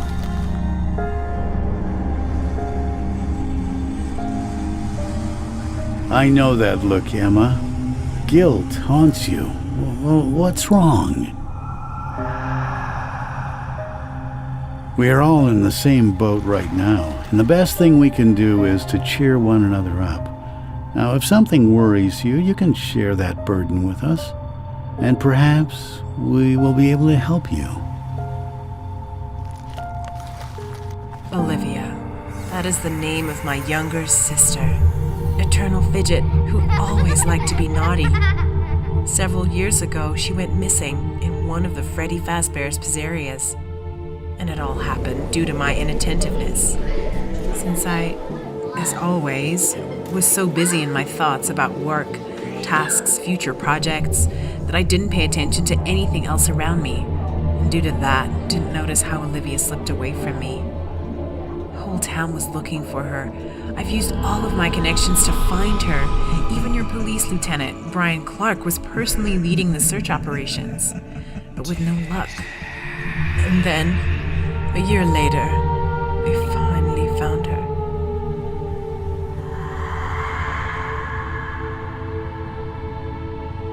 Since then, every day I live with an incredible sense of guilt that I let her down.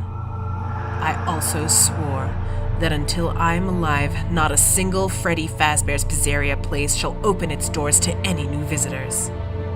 As soon as we get out of here, it shall be like that. I'll personally make it happen. And I'll also make sure that Mr. Afton answers for everything that happened here. You can count on me as well. I'll raise all of my connections. We'll not let this go unanswered. And trust me, Emma, one way or another, justice will prevail. And whoever that person is, whoever caused the evil to your sister, he will pay for what he has done. That I promise. Thank you to both of you. All right. Leak is fixed. Now we can go to the elevator. The others are probably waiting for us there. Good then. Let's go.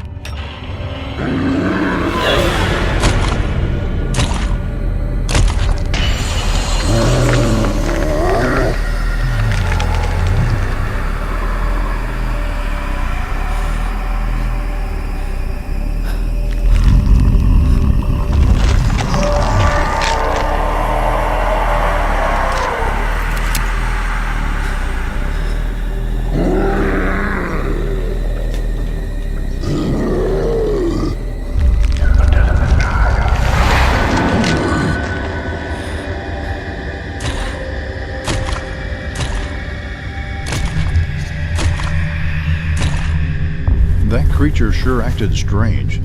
Based on your story, it could have easily killed all of you at once. Yet for some reason, it only took away one of you at a time. Did you manage to figure out why it acted like that? Yes.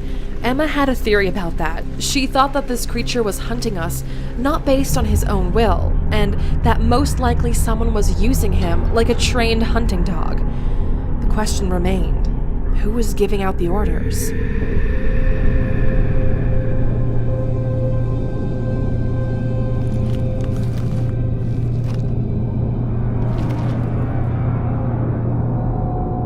I'm glad to see you're alive.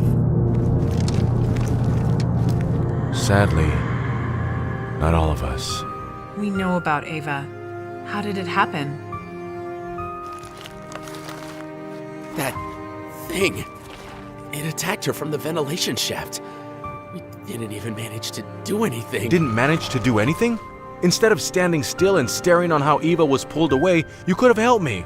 If not for your cowardice, we could have saved her. Maybe if you yourself tried harder, then maybe she'd be... That's it.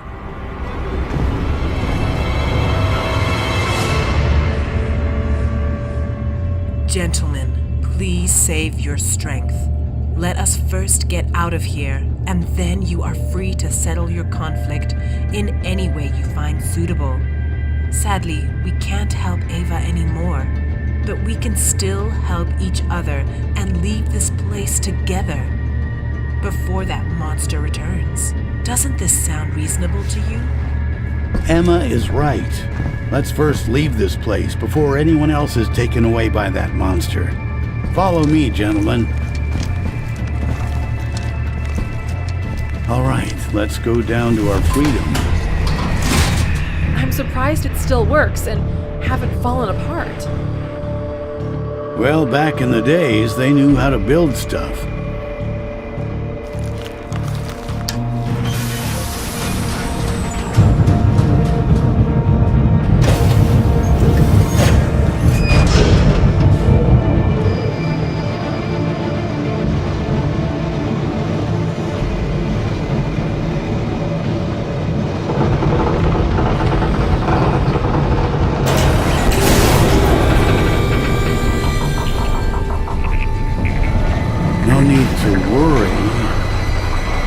This elevator should definitely...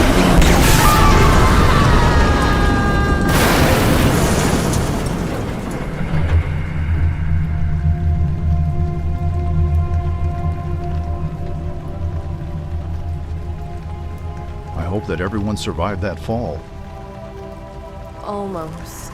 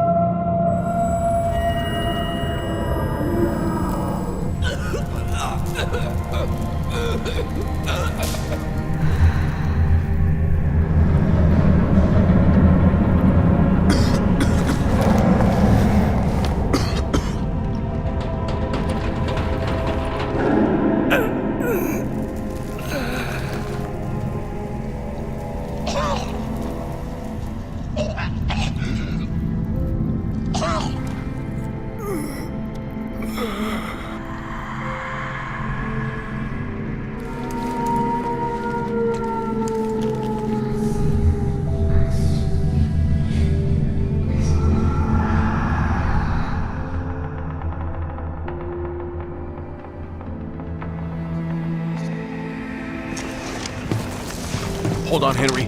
We're almost there.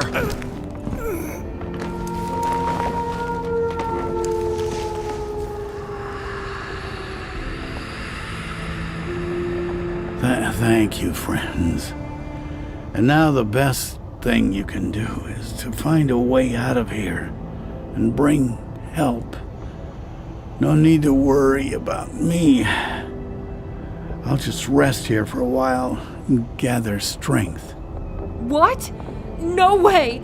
We are not going to leave you here alone. Don't even count on that. I'll stay with you. Thank you for your care.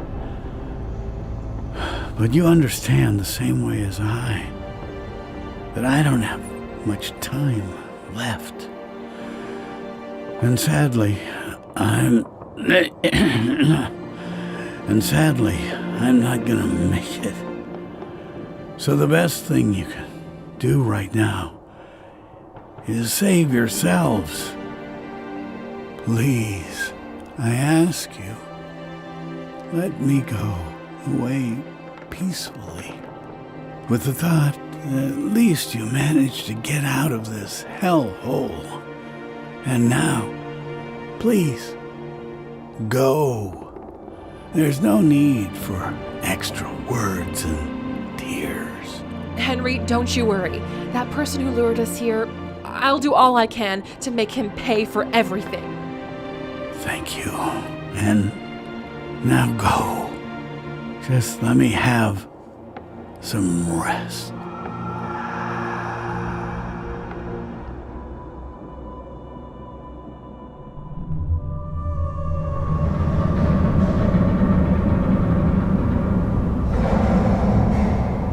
What are we gonna do now? Let's spread in 2 teams again and check all the rooms here. There definitely should be an extra exit here. Good idea. I'm definitely not going anywhere with him. I'll go with Ryan.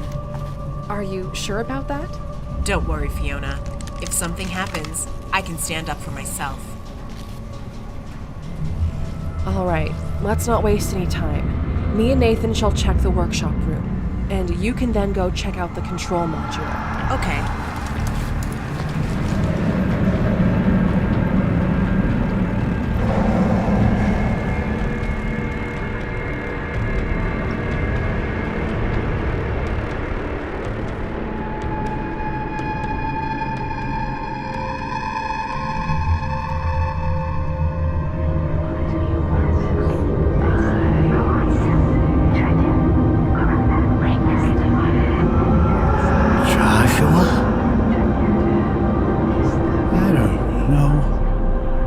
this is a hallucination, or if it's really you.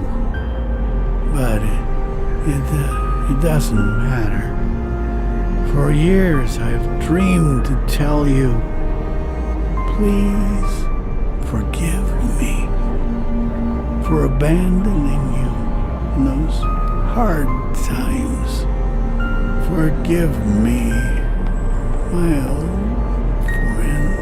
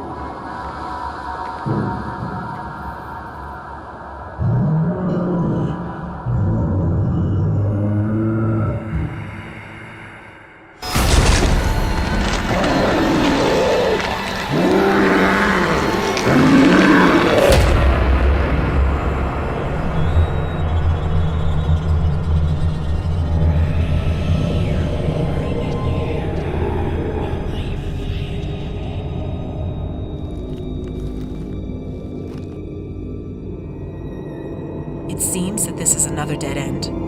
Though there is some strange-looking ventilation shaft. It might lead somewhere.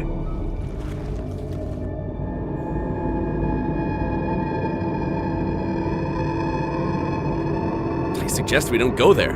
Maybe dangerous. You're brave as always, Ryan. Do you have family waiting for you back home? And that's why you avoid all kinds of dangers? So you can return back to them in one piece?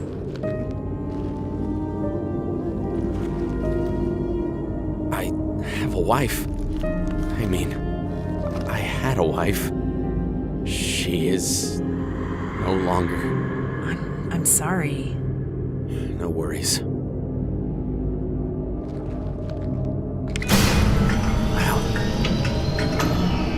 Seems that Nathan managed to completely restore electricity in this part of the building. Wonder, what does this button do?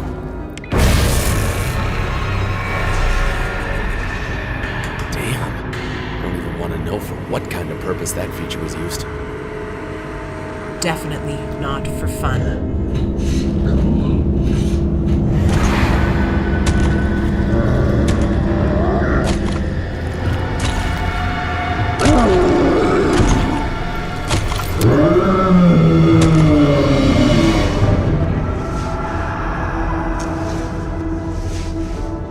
Henry. No.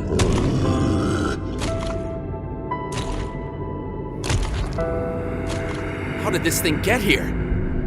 It does not matter how it got here. What matters is that we have less than an hour before it comes back for another prey. We need to warn others and find exit fast. I think I know how we can stop it. How? Are you thinking about luring this creature into that room and then try an electricity trick? It is a good idea, but how will we lure it there? I have an idea.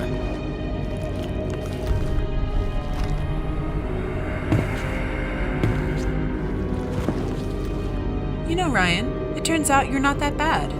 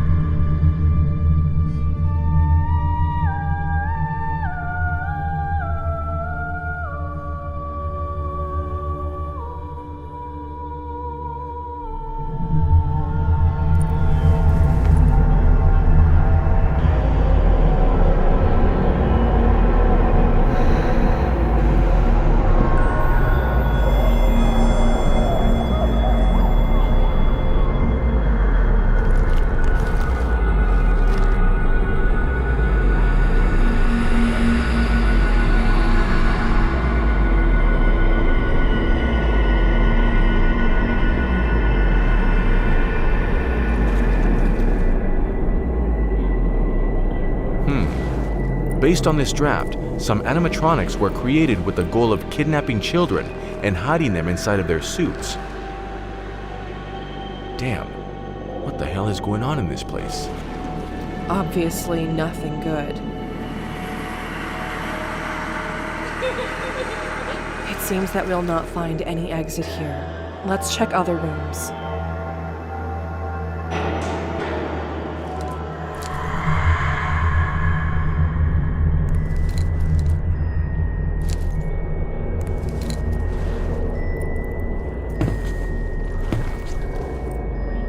Do I imagine things, or is there actually a small animatronic standing in front of us trying to show us something? I've already seen him before. He's the one who warned us about the gas leak. We should follow him.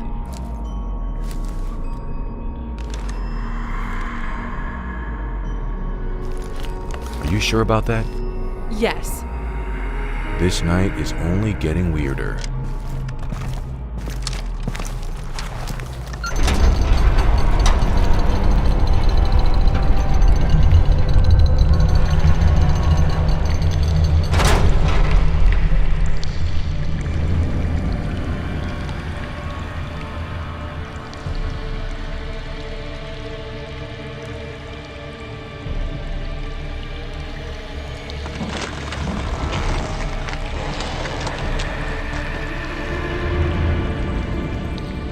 Finally, you've arrived.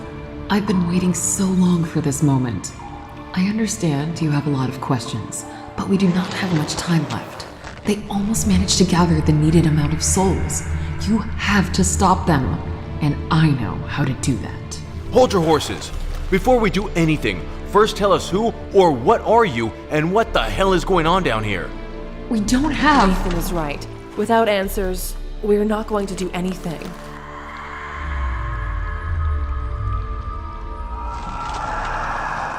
Fine. My name was Linda Jones. A long time ago, I was investigating a case about missing kids from this pizzeria. But my desire to learn the truth and achieve justice only got me and many others killed.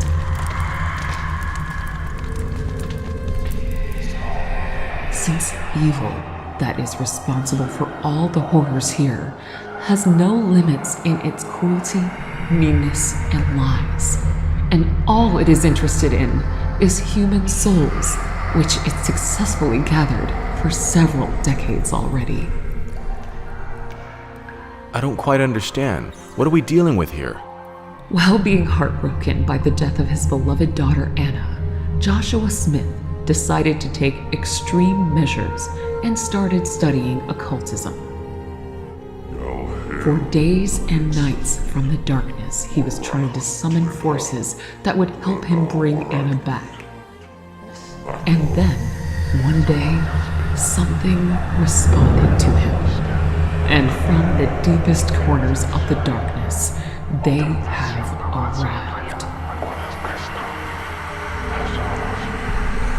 They? Yes, those who do not have permanent names, neither permanent forms, and can only be distinguished by their purple eyes. No permanent form? Correct. They may take the form of any victim whose soul is in their possession. All of this sounds very confusing. One thing can be said for certain about them. They are the personification of pure evil and cruelty. Two brothers whose souls are so dark that they can overshadow the sun. With lies and deceit, they possessed the mind of poor Joshua, and then started this nightmare. For decades, they used the torture and murder of people in order to imprison their exhausted souls, children especially, as their innocent souls were, for some reason, more valuable to them. And then all of these souls were trapped inside one of the mysterious chests that they brought with them from the darkness. What is most terrifying is that those trapped souls never achieve peace. Instead of it, they continue to be endlessly tortured. by experiencing their worst nightmares over and over again without cease. But why are they doing this? That I don't know. It is hard to understand the motives of their actions. Even that animatronic, who is pursuing you right now, is also a victim of their treacherous plans. He is being manipulated and forced to kill. But truly, that person used to be a good and kind person who was only seeking the love and recognition from his stepfather, who used to ignore him for years and then by deceit sent him to certain death. Let me guess. That stepfather is one of the aforementioned brothers. Yes, his previous name was Fritz Smith. Now he names himself William Afton. Afton! That is what they do in this place. At first, they make you suffer, and then they turn you into their evil puppets. Through all the time that I was here, I only managed to save one soul. But then they spotted me and trapped me here, inside of this motionless animatronic body. What is weird, I am not the first soul that was locked inside of this animatronic. Yet that soul left this prison a long time ago. Whose soul you managed to save? You know him very well, Detective Fiona Scott. It is your old partner, Jonathan Schmidt. As many before him, by deceit, he was lured into the pizzeria, only to face his inevitable death. And then his soul was trapped in its personal hell, where as a kid he was locked in his parents' house and used to be attacked by nightmarish-looking animatronics who would repeatedly tear him apart over and over again for days, months, years. Through all that time he spent in that hell, sadly, most of his personality was lost, and the part that remained stayed on a childish level. Jonathan. But partly, he still remembers who he used to be and what being a good person means. And that is what is most important. He is willing to help you to put an end to this nightmare. You got your answers. Now please, I beg you, help me put an end to this evil. Of course. What needs to be done? You need to destroy the vessel, where all the souls are stored. By that I mean the mysterious chest. It is located in a big hidden room in the office of Joshua Smith. The entrance to it you'll find behind Anna's picture. Yet when you get inside, you have to be careful, since that place is guarded by another animatronic. She is another victim of this nightmare. Her name used to be Elsa. She was the first one who decided to fight that evil back, even after her death.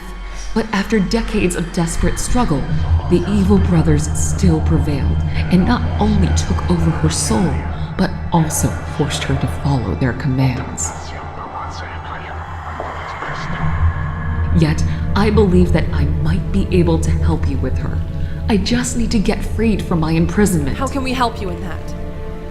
You need to destroy the body in which I am trapped. The best thing would be to use fire for that.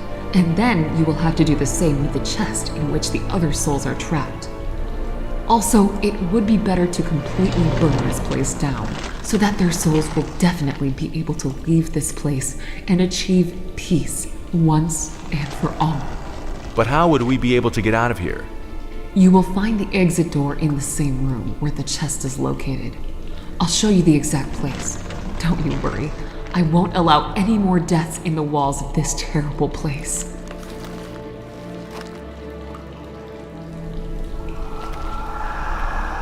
But you have to hurry.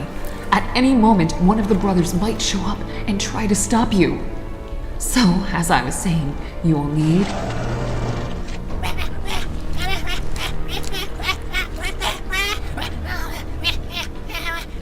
Your friend is in mortal danger!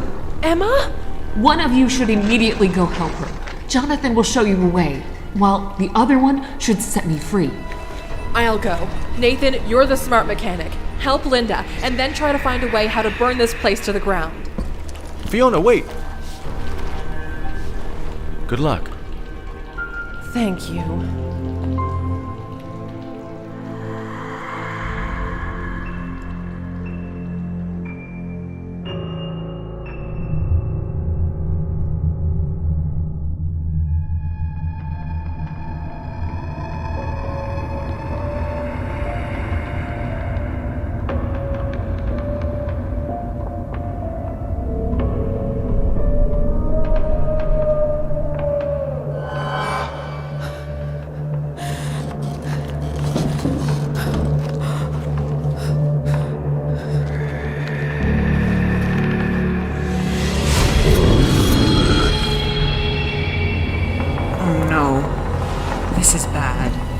This is really bad.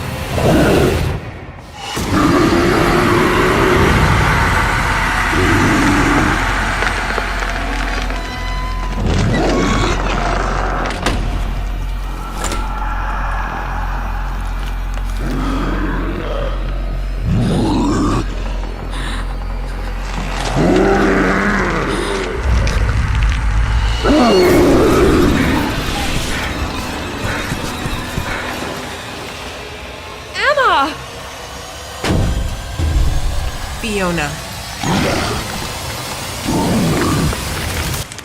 Stay clear.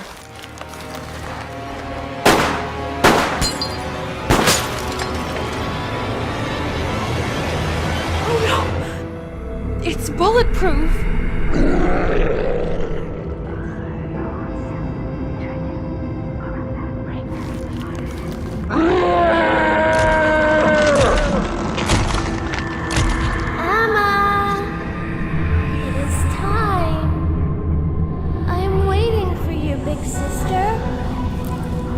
Fiona, I know my request might seem hard to you, but please fulfill it. On the panel, there you will find a button with electricity sign. Press it and do not release until that thing dies, once and for all. As you can't allow that monster to kill anyone else after me. What? No, there has to be another way. I can't do that. I'm afraid this time there is no other way. You are and why you're doing this. But know this, I am not scared of you. All my life I used to live by my own rules, and on my own terms. I shall end it. And I will take you. I am not scared of you, your death.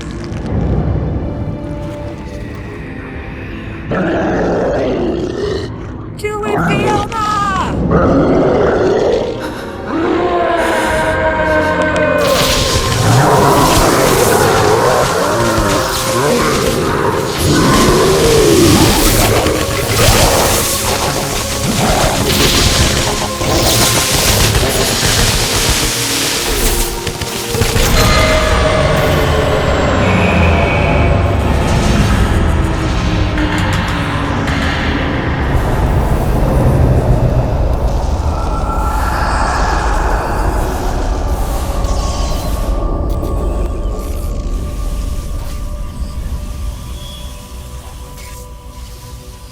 Goodbye, Emma.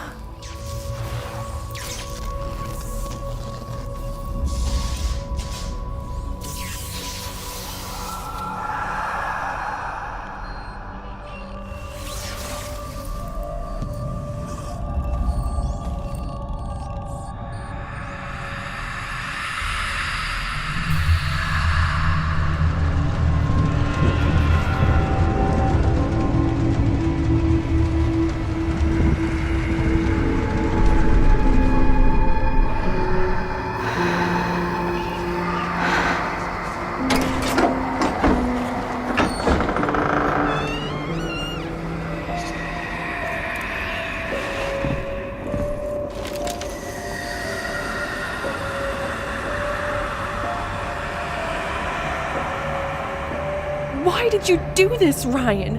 Why did you lock Emma with that thing? It had to be done. I do not expect you to understand me, but believe me, I had no choice. I had to do it. The reasons why I do all this are more important than even principles of morality. And what now? Now, I'll have to kill you. You know, there's still an alternative way out of this situation. We have found another exit from this pizzeria. You can come with us.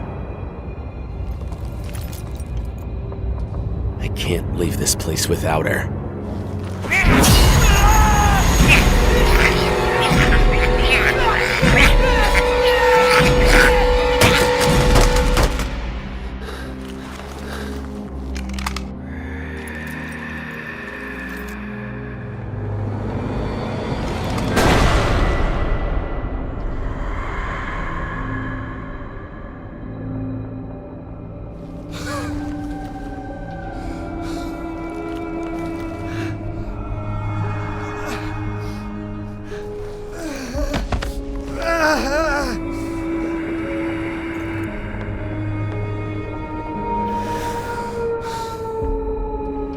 I'm sorry. I really am. All I wanted was to return her back.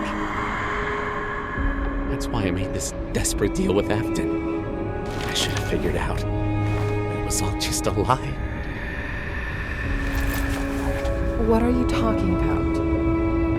Afton asked me to make sure that none of you would make it out of here alive. How foolish and stupid I was.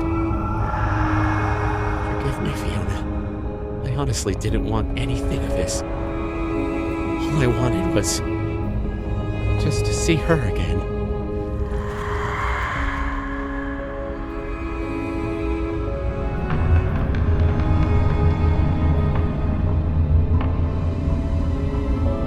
Good news. I damaged several gas pipes, so it should be sufficient to...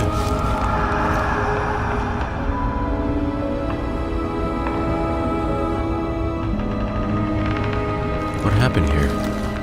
Where's Emma?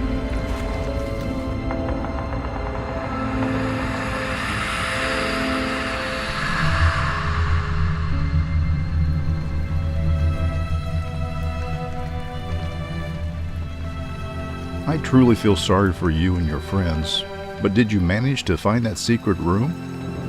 Yes. As soon as I told Nathan about Emma and Ryan's faith, we straight away went to that hidden room. But what we found inside of it, nothing could have prepared us for that horror that we faced in there.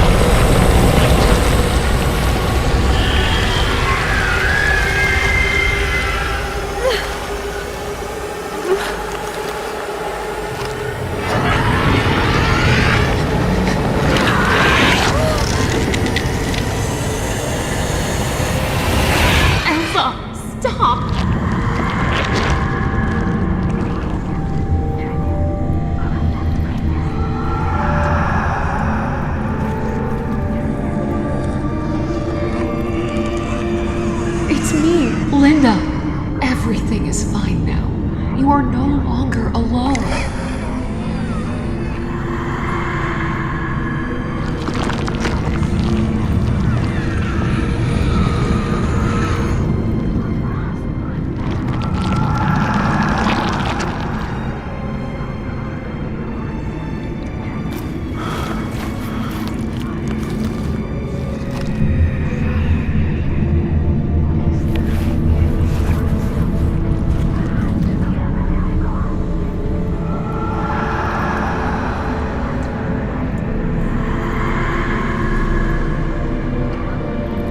Finish what you came here to do. All right, it is time to end all of this.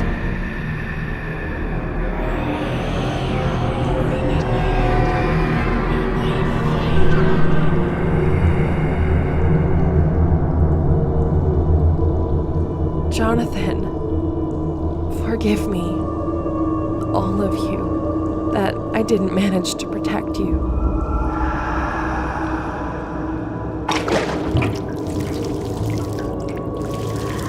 This is what human life means to those monsters.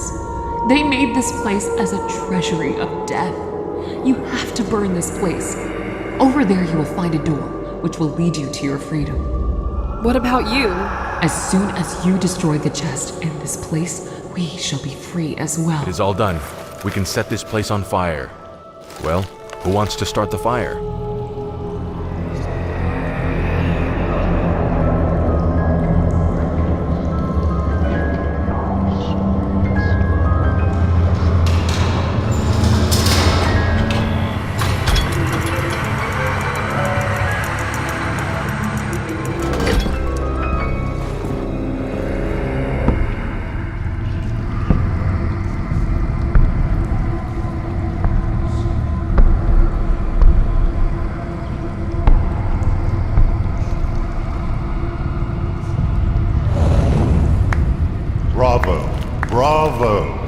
It has been a while since I've seen such a spectacle. Usually, people would boringly die without even trying to give a fight. But you are good. I even see you managed to join your forces with Linda and Elsa. That is impressive. Elsa and Linda, you have no idea how happy I am to see you again. Brian. Oh, I see you were even able to recognize me in this form. Impressive. Well, in this case, let's show you a familiar face.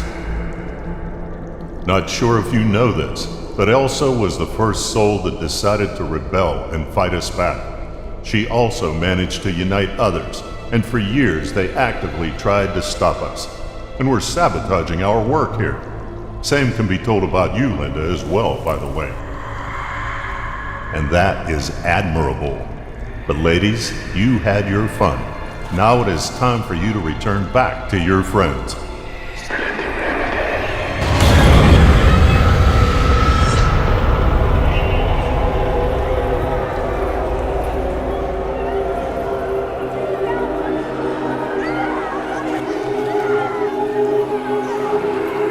Kid souls.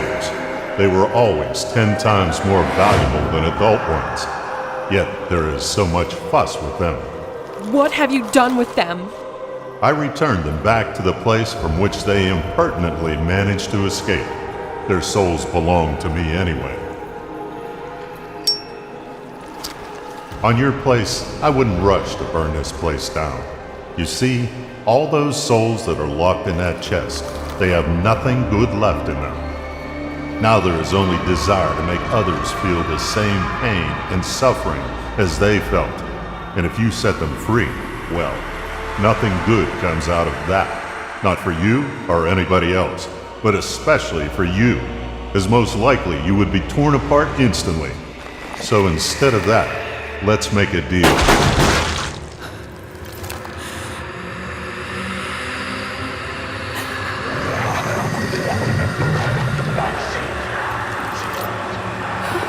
Good try, but meaningless.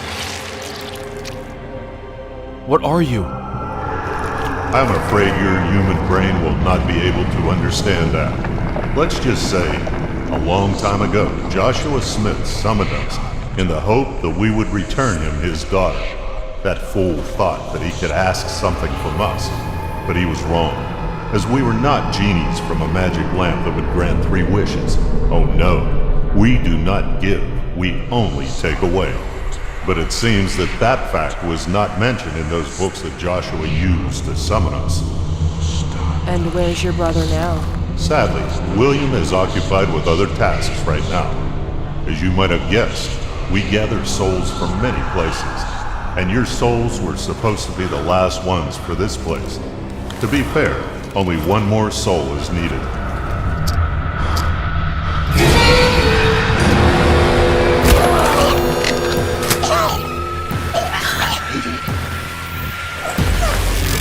Why do you have to spoil all the fun? Nathan! No!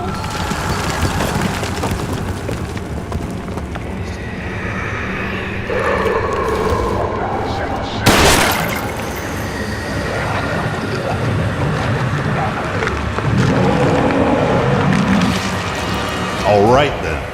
I think it is time to show you with what you are really dealing with.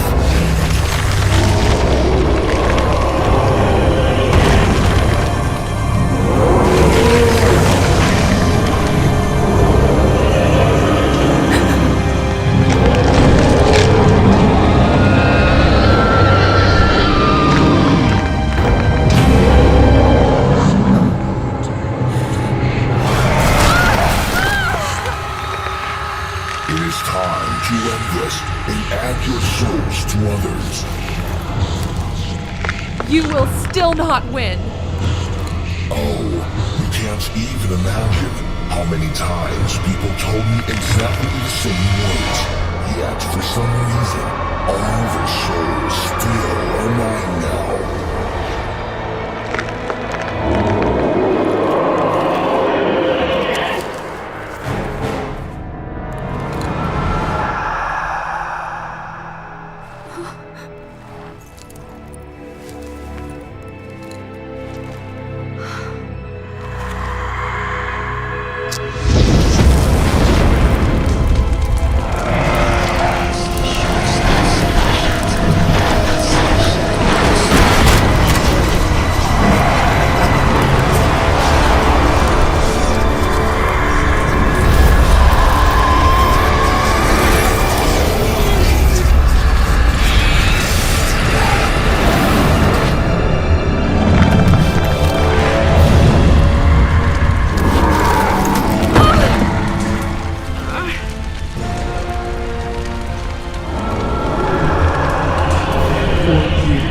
Have been feeding on human pain and suffering, and used to thinking that you can get away with it.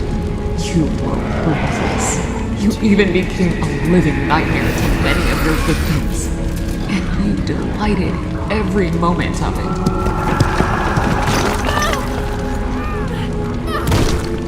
Nathan, can you move? Yeah. Let's get out of here. You didn't even show a shred of mercy, and that is why it has to end like this.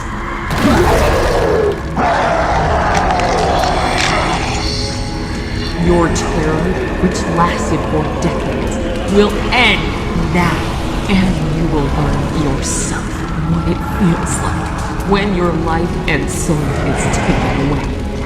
Against your will. It is wrong. And now, together, we will put an end to you. Once and all.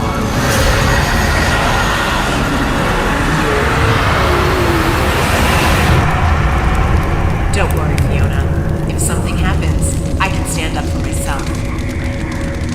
Based on this draft, some animatronics were created with the goal of kidnapping children and hiding them inside of their suits. I'm ready to stay here, but not alone. I'll also accompany you. I'm Max. I was hired by Mr. Afton to work as the night security guard. But sooner or later, they will pay for their crimes.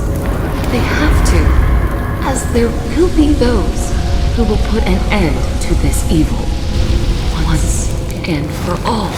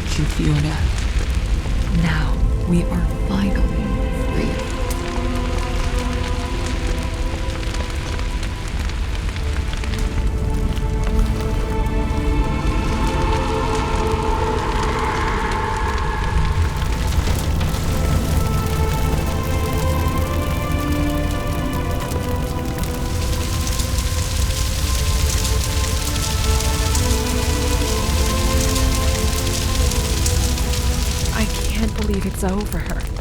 We made it. How are you holding out there? I'll be fine. Just need to rest a little bit.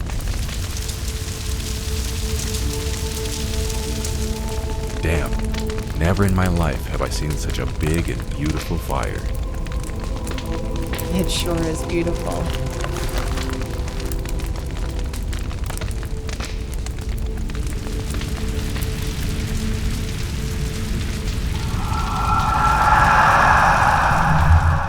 And that's the whole story. Hope you'll print this word by word as I told you.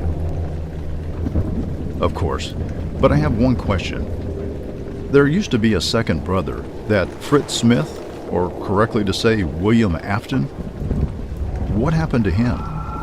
He's still out there. But don't worry. I'll find him and put an end to his crimes. But how are you planning to find him? As far as I understood, he can change his faces and appearances. Doesn't matter how, but I shall not rest until I find him. That's good to hear. But perhaps you will not have to search for him. As the person you are looking for is already here. I have to thank you, Fiona, as now I know what really happened that night. And believe me, these mistakes shall not be repeated. You know, due to your actions, Fiona, not only my brother is now locked down in a very horrible place, but also my superiors are now very unhappy with the results of our work, and I'll have to work very, very hard to fix that. Which mean I'll need souls, way more souls. And try to guess from whom I shall start. But what happens next is a completely different story, which shall be told to you next time. Since Freddy Fazbear's Pizzeria still has many mysteries hidden in it, and until William Afton is out there, this nightmare is far from its end. But fear not, dear viewer, there will be those who will fight him back and try to stop him. Will they succeed though? Well, as it was told before, that is a story for the next time.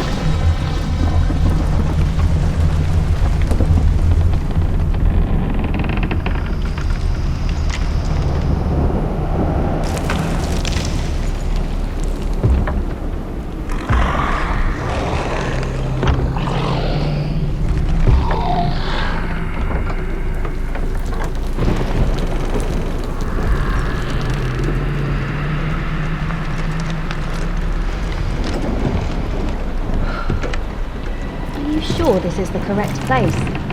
Yes, I saw how she entered the building. All right, Miller, you stay here and guard the entrance.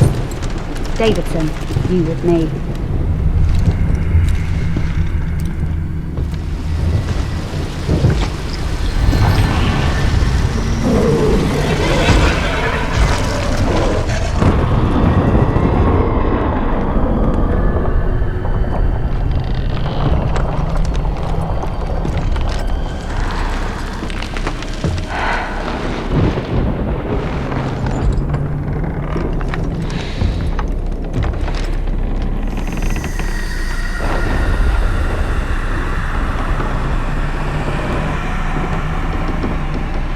What the heck happened here? Where is everybody? There should be hundreds of people in this theme park right now. This is not normal. Enough with the panic tone. Davidson, have you forgotten who you are? Focus on your mission. We need to find that girl you saw, and then, trust me, we will receive all answers we need on what really happened in this amusement park and where is everybody.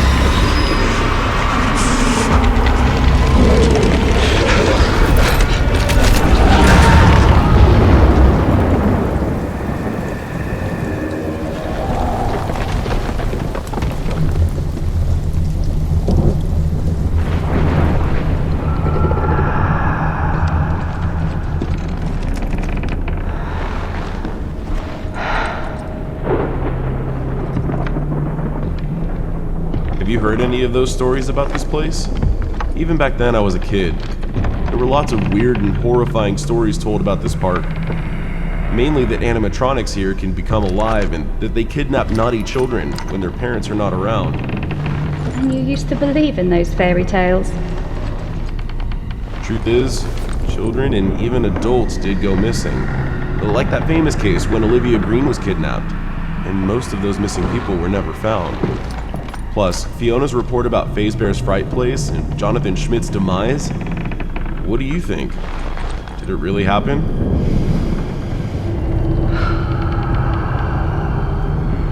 Bert believes her, and that is more than enough for me. Sounds fair, but there's definitely something strange going on in this place. I just feel it. I'll go check the storeroom. You finish with this place. Affirmative.